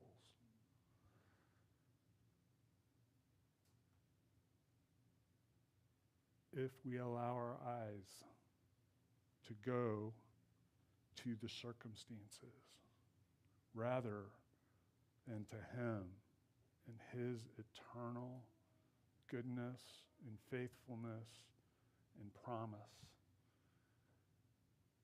we may falter. But as long as we keep our eyes fixed on him, it's all good. He is all good. So please do not be turned aside anything that happens, continually draw your eyes back to him. He's worth it. We win in every way imaginable for all eternity. All he asks is that we remain faithful. So if you will turn in your booklets, we're going to stand up. Pages 42 and 43, we're going to read together. This will be our last thing that we do. I will lead the portions that say leader. You will read the portions that say group. At the bottom of the first page there, page 42, it says, Lord, I ask you for the blank people as my inheritance. You can fill in a country there. You can fill in a people group name, a language group. Each of you fill in something there. And then when it gets down to the last one where it says all, I will join you in reading that one. Pages 42 and 43, the last 2 pages of the book. Be still and know that I am God. I will be exalted among the nations. I will be exalted in the earth.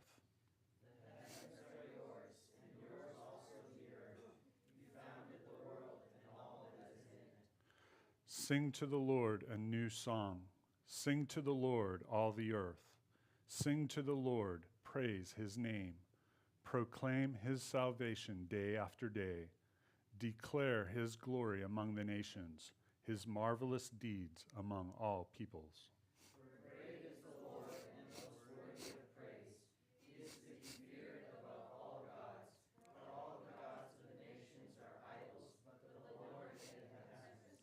Splendor and majesty are before him. Strength and glory are in his sanctuary. Ascribe to the Lord, O families of nations. Ascribe to the Lord glory and strength. Ascribe to the Lord the glory due his name. Bring an offering and come into his courts. Worship the Lord in the splendor of his holiness. Tremble before him, all the earth. Say among the nations, the Lord reigns. The world is firmly established, it cannot be moved. He will judge the peoples with equity. Let the heavens rejoice, let the earth be glad. Let the sea resound and all that is in it. Let the fields be jubilant and everything in them. Then all the trees of the forest will sing for joy. They will sing before the Lord, for he comes to judge the earth. He will judge the world in righteousness and the peoples in his truth. May your ways be known on earth, your salvation among all nations. May the peoples praise you, O God. May all the peoples praise you. May the nations be glad and sing for joy. Lord, I have heard of your fame. I stand in awe of your deeds, O Lord. Renew them in our day. In our time, make them known. Then I heard the voice of the Lord saying, Whom shall I send, and who will go for us? Here am I, send me. The Lord himself goes before you and will be with you. He will never leave you nor forsake you. Do not be afraid. Do not be discouraged. Ask of me, and I will make the nations your inheritance, the ends of the earth your possession. Lord, I ask you for the wisdom of See, I have given you this land. Go in and take possession of the land that the Lord swore he would give. All authority in heaven and on earth has been given to me. Therefore, go and make disciples of all nations, baptizing them in the name of the Father and of the Son and of the Holy Spirit, and teaching them to obey everything I have commanded you. And surely I will be with you always, to the very end of the age. This one thing I do, forgetting what is behind and straining toward what is ahead. I press on toward the goal to win the prize for which God has called me heavenward in Christ Jesus. Now to him who is able to do immeasurably more than all we ask or imagine, according to the power that is at work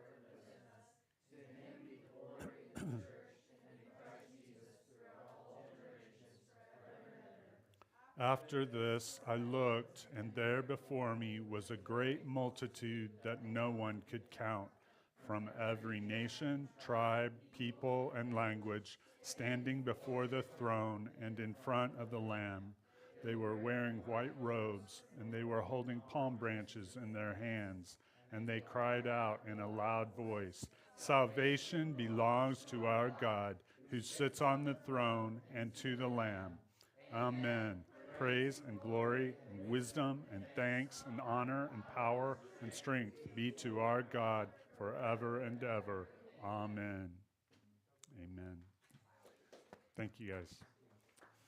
Please make sure those who aren't here do those, especially the second one, so that I get a 3-month plan from everybody, and you can expect to hear from me a week from today. Yes. Email that to me, and you should have my email because you should have all received one from me. All right? It's good to be with you guys. Thanks. Bye.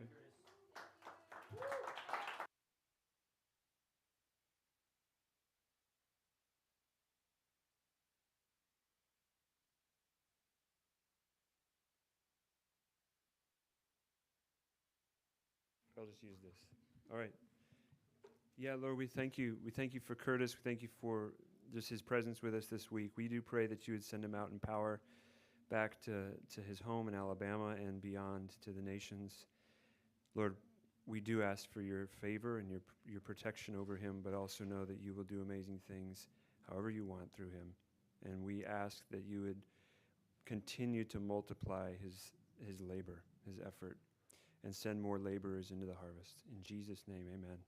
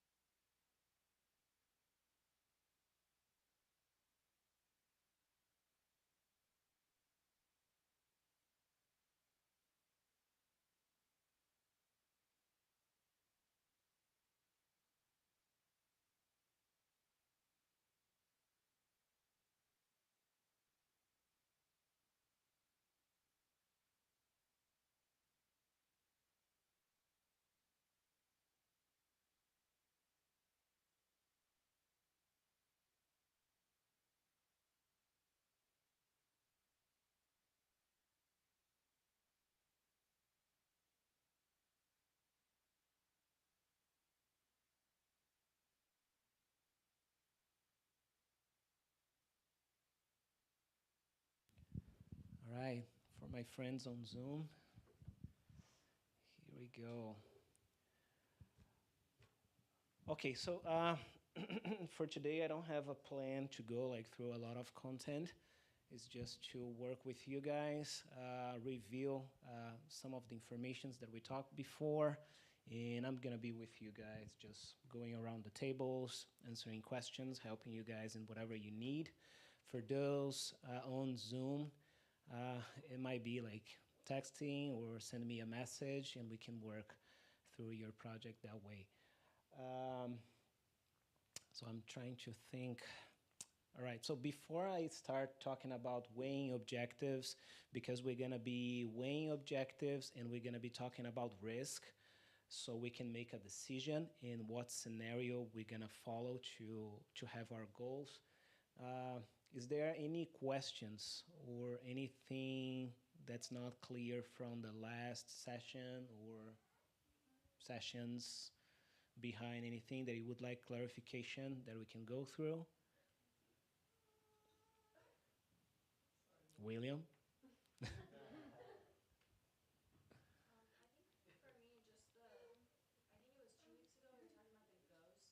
Uh-huh.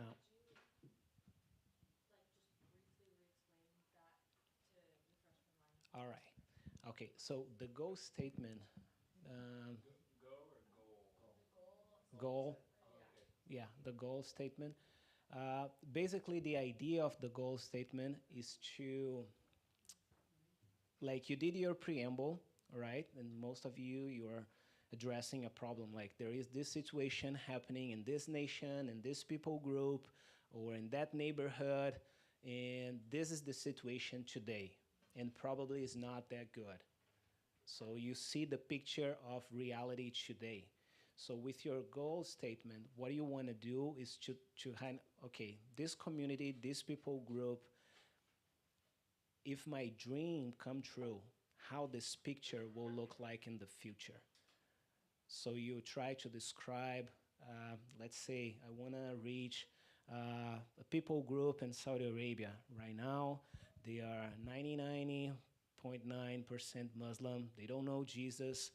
By 2 years, I would like to see at least, let's kick high, 100 disciples of Christ walking, in its principles and sharing their faith with others. So this is like, this is my preamble. This is the reality of Saudi Arabia right now, and this is my goal in 2 years. Is a picture of the future of something that I want to see.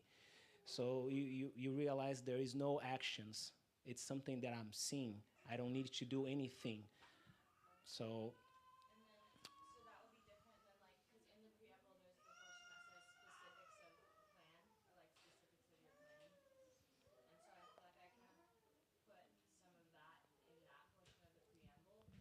Yeah, you went to the sample, right? Yeah. So in the when we were talking about the preamble, I told you guys to not go through the action points. Yeah. So just state the situation as it is, because it's a model from another project that we do for another school. So we are kind of what we are doing in this school is merging two types of projects together. So just focus on the situation of reality right now in whatever you're doing, and don't put like the action plan, because we don't want you to be focusing in what are you gonna do until you decide what is the picture of the future that you want to see. Yeah. Yes. Yeah, goal statement or goal declaration, yeah, they are the same, yeah.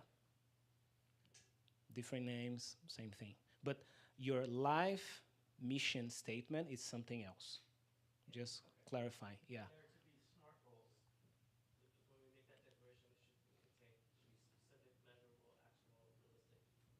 Yes. Yes. Yeah. That is like a framework, so you can, okay, is this in, like, you have to state that, like, by this amount of time, I want to see this in a specific location, with a specific people group, like, and it cannot be too dreamy. it needs to be realistic. Like in 2 years, I want to see 1 million people coming to Christ in, let's say, Oman. Maybe not. So you just need to bring it down a little bit to reality. Yeah, yeah.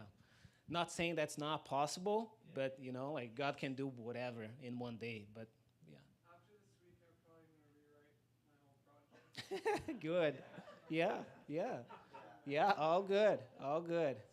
Yeah, and maybe after the school you will rewrite it again. And yeah, I've been doing this. Yeah, yeah, yeah, and that's good. Just expand your vision. Everything is possible. And that's a good thing because it doesn't depend only on you. Sometimes you're like, I'm gonna do the whole thing. I am the hero of the story. I'm gonna make it happen. Maybe not. So multiplication, and that's something very important. I think this class is very key. Try to put in your project an element of multiplication. Yeah, that will help. Any other questions? When is the final project due? Oh man, I have the date on my mind. I realized I'm gonna rewrite my preamble. Yeah, we'll be in the last week of this school. I think Monday.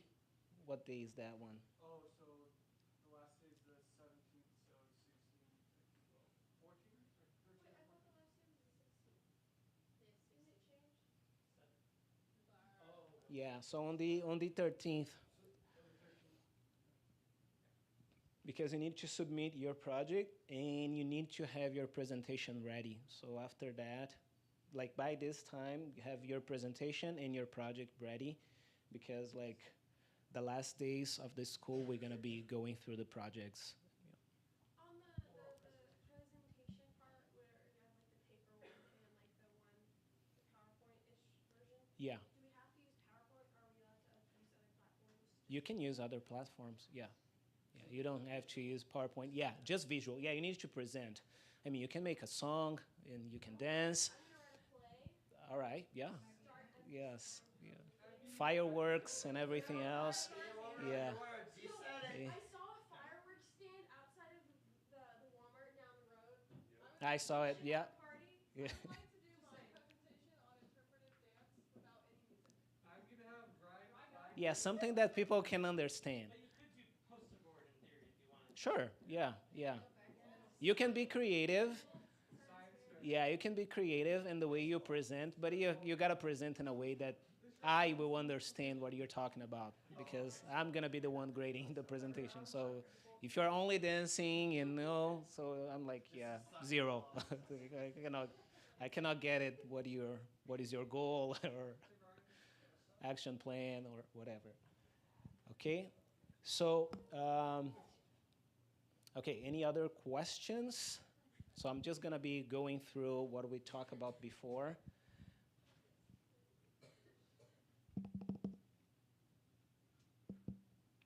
And I know it's tricky because we have been going through like every Friday, so sometimes like it's been a week or 2 weeks, so it's easy to forget what was before. But yeah, I'm gonna be, yeah. If I try to, how can I say that?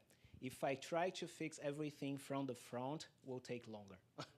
If I try to answer like all of your questions from the front, will take much longer than if I go from table to table and cater for whatever your need is. All right. So for those, how many of you got your goal statement? It's done. Okay. How many of you got your objectives? At least 5 objectives or more. You're good with that? No problem. Yeah. It's just a process. Yeah. And how many of you got the 4 alternative actions? 4 different ways and strategies that you're gonna get your goal. All right. So if you got this, okay, now is the time to trying to make a decision. So what are you gonna do? Oops.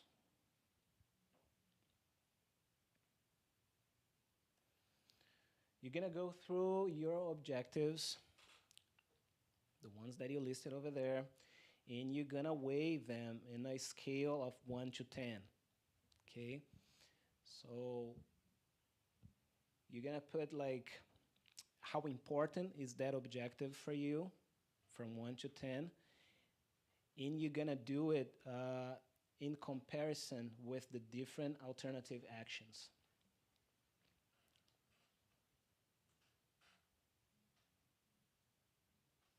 So would you like us to like put like 1, 2, 3 like on the? Yeah, on the objectives, like from 1 to 3, how important is the objective?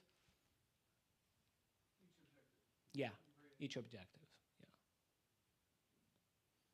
Yeah. And according to your alternative action, how does it fit with your alternative action? Like from 1 to 10.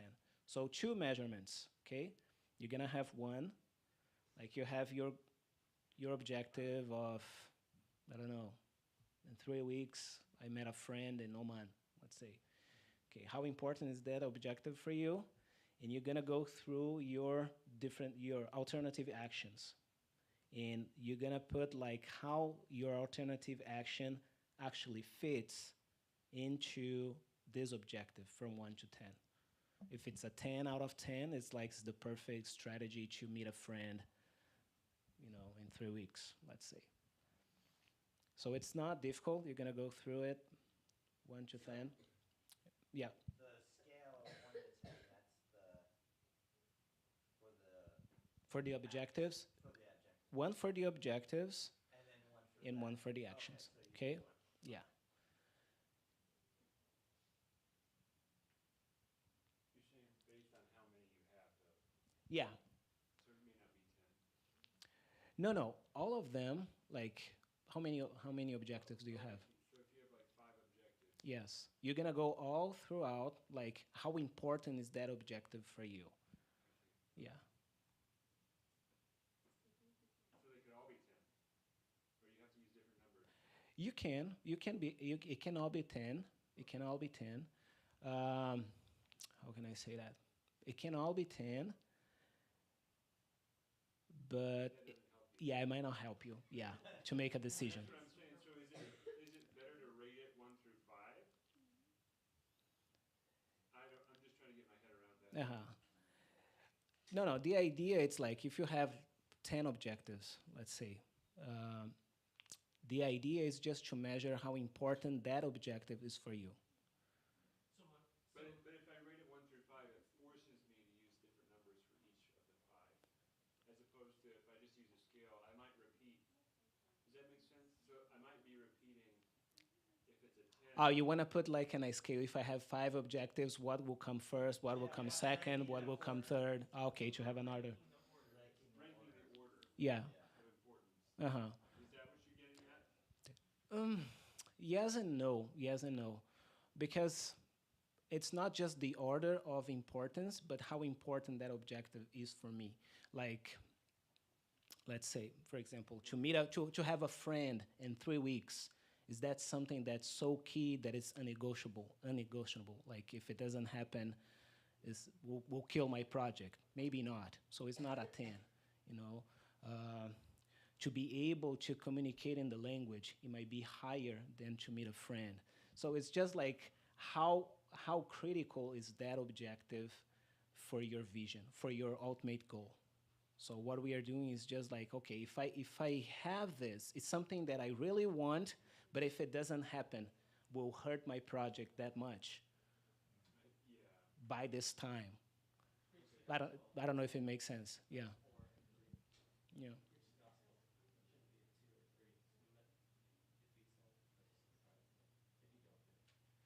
Mm-hmm. Yeah, but the whole idea is just to kind of help us, because what we are trying to do is to make a decision, and this is not, how can I say that? It's not something that will determine the alternative action that it will take, but it will just give you a better picture on what alternative action might fit better with your objectives.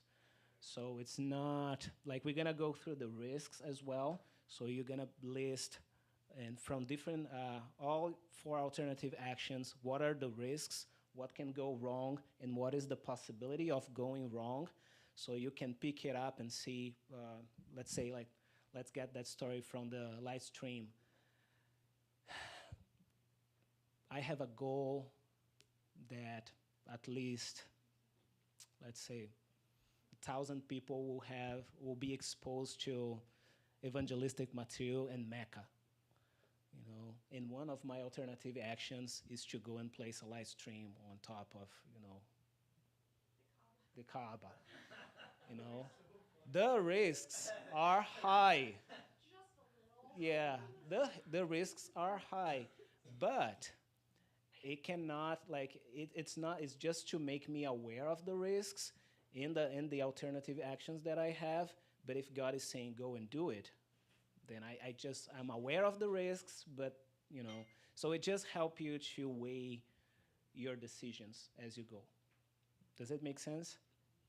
So first we're gonna weigh the objectives, and then we're gonna go through the risks. So basically this is all I wanna talk about, like something new.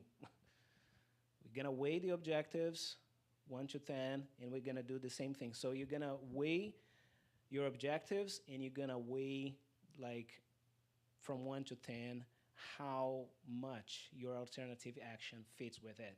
For example, for me, my goal was to have 100 local missionaries from Guinea-Bissau working full-time in YWAM, Guinea-Bissau. Okay. One of my alternative actions was to have our artistic group going around, you know, composing songs and parables. That alternative action might not be a 10 out of 10 to multiply local missionaries. You know, it could be like a 5 or a 6. Does it make sense, or is it confusing? Yes. Could you clarify the difference between objective and alternative actions? Objectives is the breakdown of the goal. So we were talking about, like, okay, I have the 2-year goals, and then I'm gonna break down objectives. It's like I have a point, I have the preamble, and I have my dream coming true. Objectives, they are kind of little dreams happening as I move forward. The example you just said, your objective was to get 100. Yeah, that was my goal. My goal, yeah. That's your main goal? The main goal, yeah, one of the main goal, yeah. Okay, that wasn't one of the 5 objectives. No, yeah. I was just giving an example, yeah. And so the other was a action. Yeah, another was an action. The difference between the objectives and alternative actions, objectives is like small dreams that I want to see happening, is the picture of the future that I want to see. Alternative actions is the strategies that I'm going to use to reach that objective.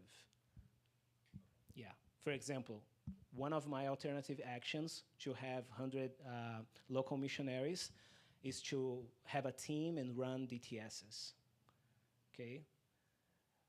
So that's one strategy to reach the goal. Do the objectives and the alternative actions have to correlate or no? Like so if I have 5 objectives, do I have to have one alternative action for each one? Or No. each can have multiple, or they could just be? No. Your objectives, I put the minimum of 5, but like you can go to 30 objectives. Okay? But alternative actions, you're only gonna have 4. And they're gonna feed into all 5, not like one is for one. Yeah, they're gonna, because the alternative actions, it's not so much, how can I say that? It's not so much to feed the objectives, but it's the main goal. But it's like, it's just, what I'm trying to say is like the alternative actions is 4 different strategies that you can use to reach your objectives or your goal. But you don't have to, okay, I have 1 objective, so I have to have 4 alternative actions to reach this objective. No. You have only 4. You can have as many as 30 objectives that you want to see.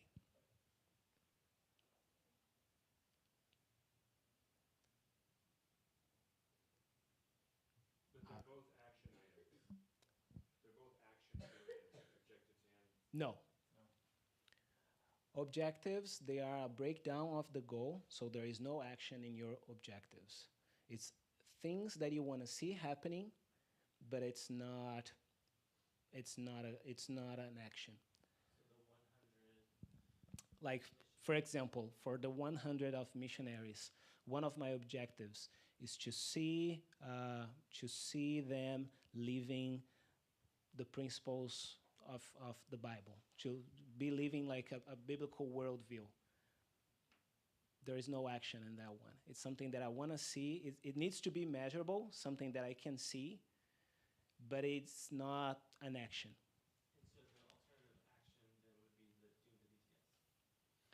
One of my, yes, one of my, yeah, yeah. So, yeah. So you said something about going 3 weeks. In 3 weeks, make a friend in Oman. Uh-huh. That was an objective. Yes. I have a friend in Oman. Yeah. So you're saying, but you're saying you're just saying in 3 weeks, I want to have a friend in Oman. Uh-huh. That's different.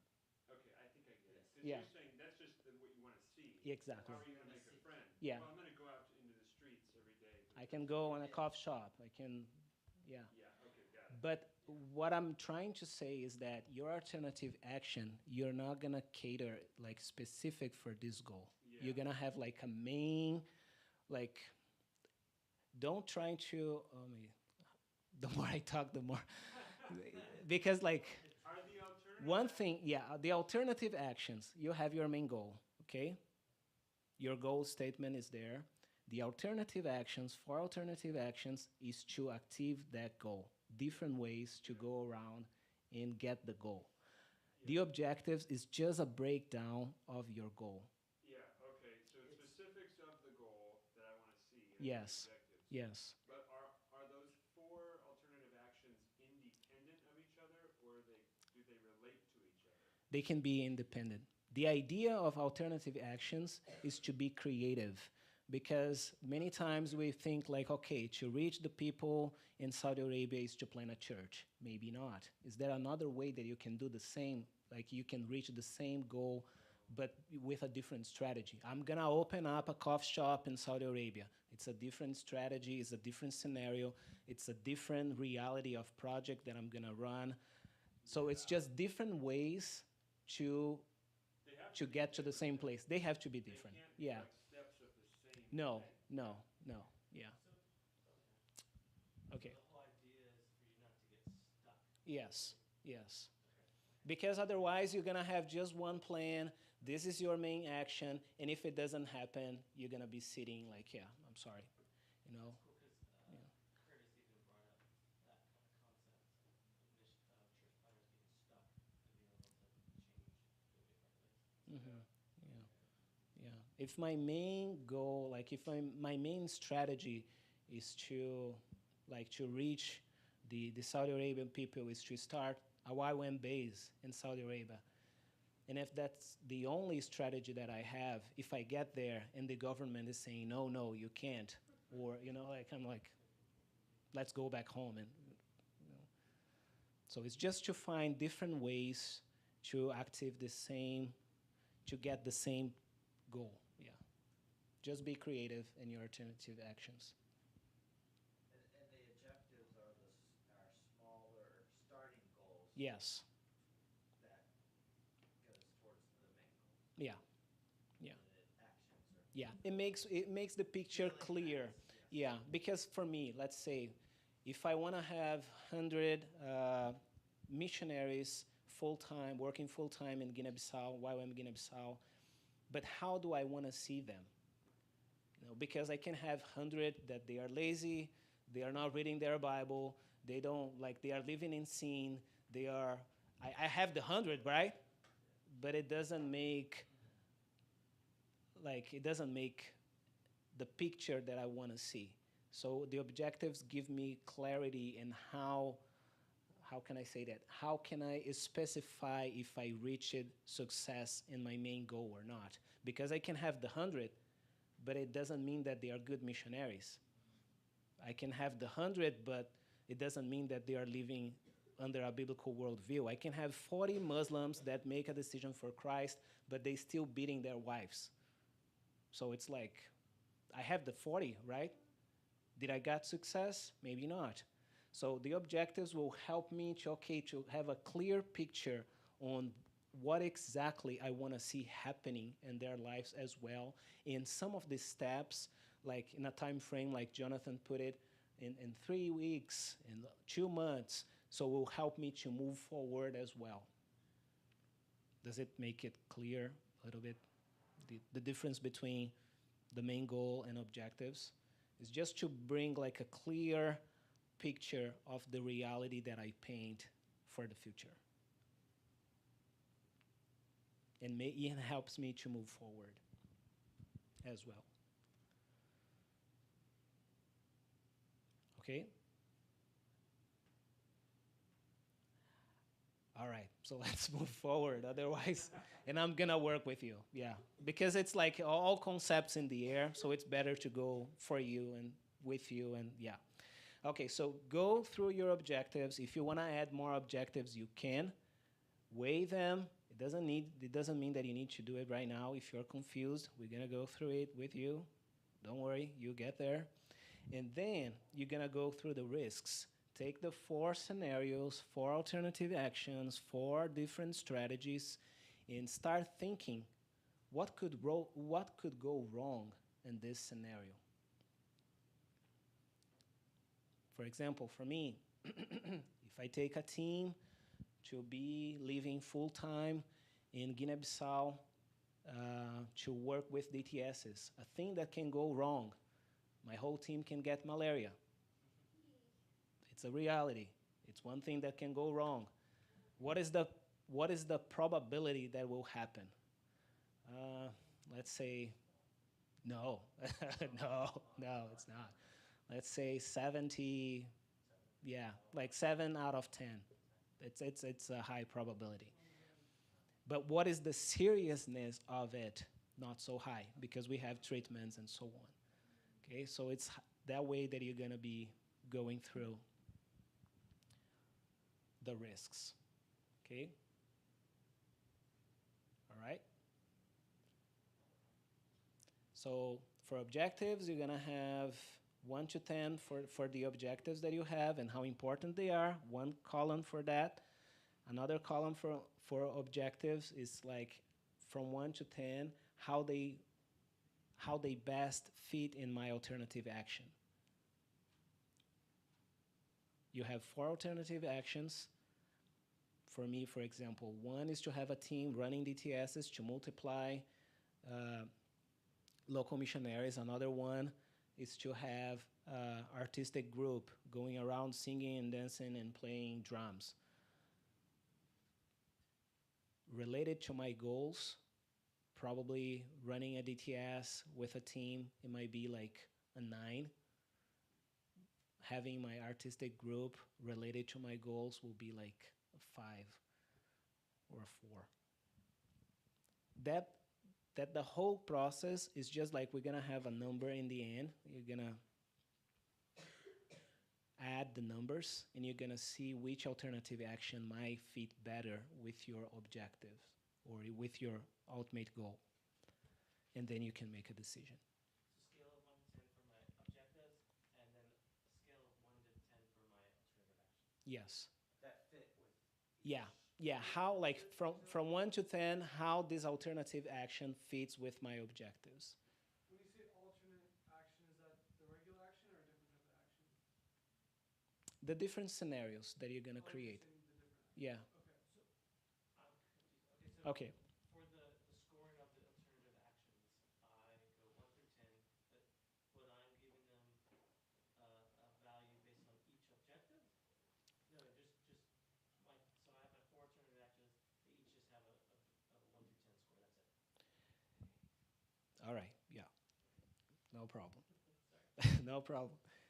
So you go and list your objectives. Okay, you have all of them. You're gonna put a weight on them. Like, okay, from 1 to 10, this is very important. Not so much. Nah, this I can live without it, and so on. After you do this, then you're gonna go and look to your alternative actions. So you have 4 of them, and you're gonna see like, okay, so compare to this objective that I have here, like for each of objective, how this alternative action fits with it. For example, So each objective you will grade for, so like say one objective, the 4 alternate actions, I'll give them grades based up related to this one. yes. And I'm gonna do that. Yeah. So realistically, if I had 5 objectives, I could grade each of my alternative actions 5 times. You're gonna put the, 20 grades. yeah, yeah. You're gonna put it like all the alternative actions, and you're gonna grade all the objectives like alternative action 1. This is how it relates to all the objectives. Like you're gonna go through objective after objective, just putting like, this is how it fits to this objective. It's like, it's a 2 for this, it's a 5, it's a 10, and you're gonna go through all of them. If I have 5 objectives and I have 4 alternative actions on my alternative actions, I'll have 5 different grades. Yes. Related to Yes. objective. Yes. Yeah. Do we have a maximum on the or minimum on the objectives? 5. 5 maximum. Oh, you mean for grading or for the number of objectives? Number of objectives. 5. 5 is the minimum. Yeah. But then the actions is 4 is a 4 is it? Not. Yeah, it has to be 4 and cannot be more than 4. Yeah. All right. So I think we do have enough of information. I'm not gonna go through the risks. I'm just gonna work with you. When you're finished, we're gonna move forward with that one. Because I don't have a picture to show you. It's easier when you see the visual, how it goes. Yeah. Actually, let me see. But mine is different. I do have a picture. Let me get it here.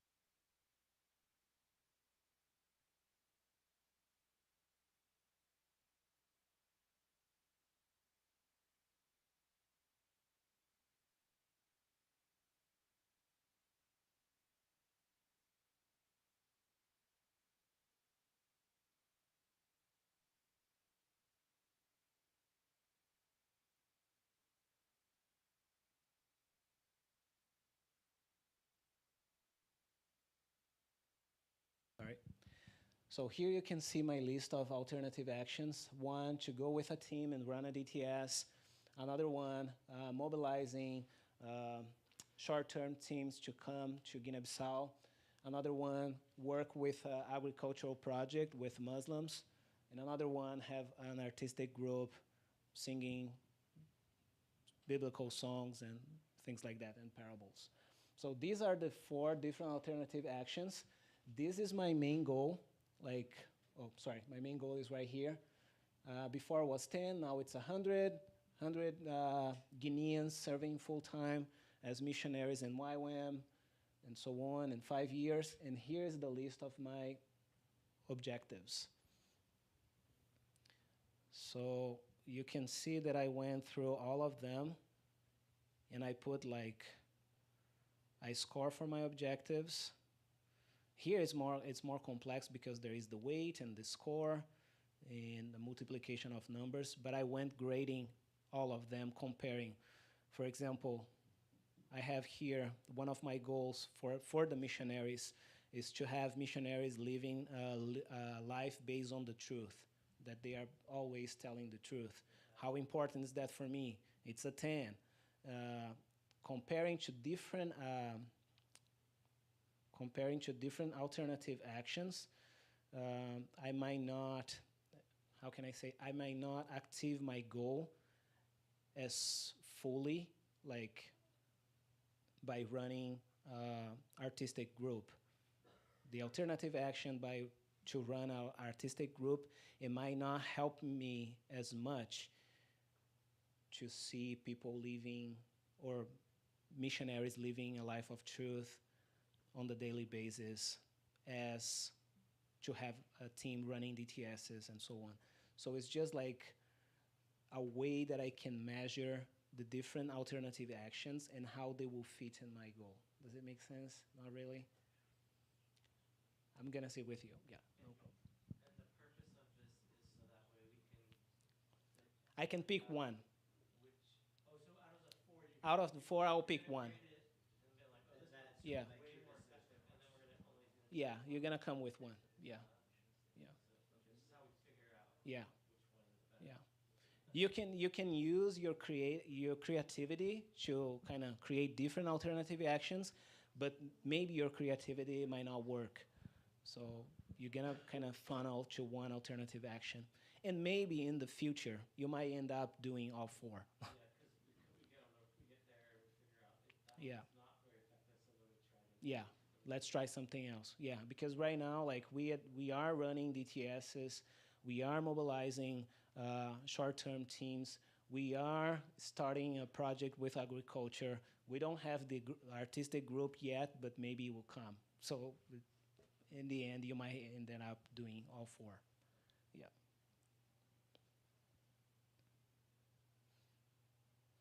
All right, I will stop talking, and I'm just gonna go work with you.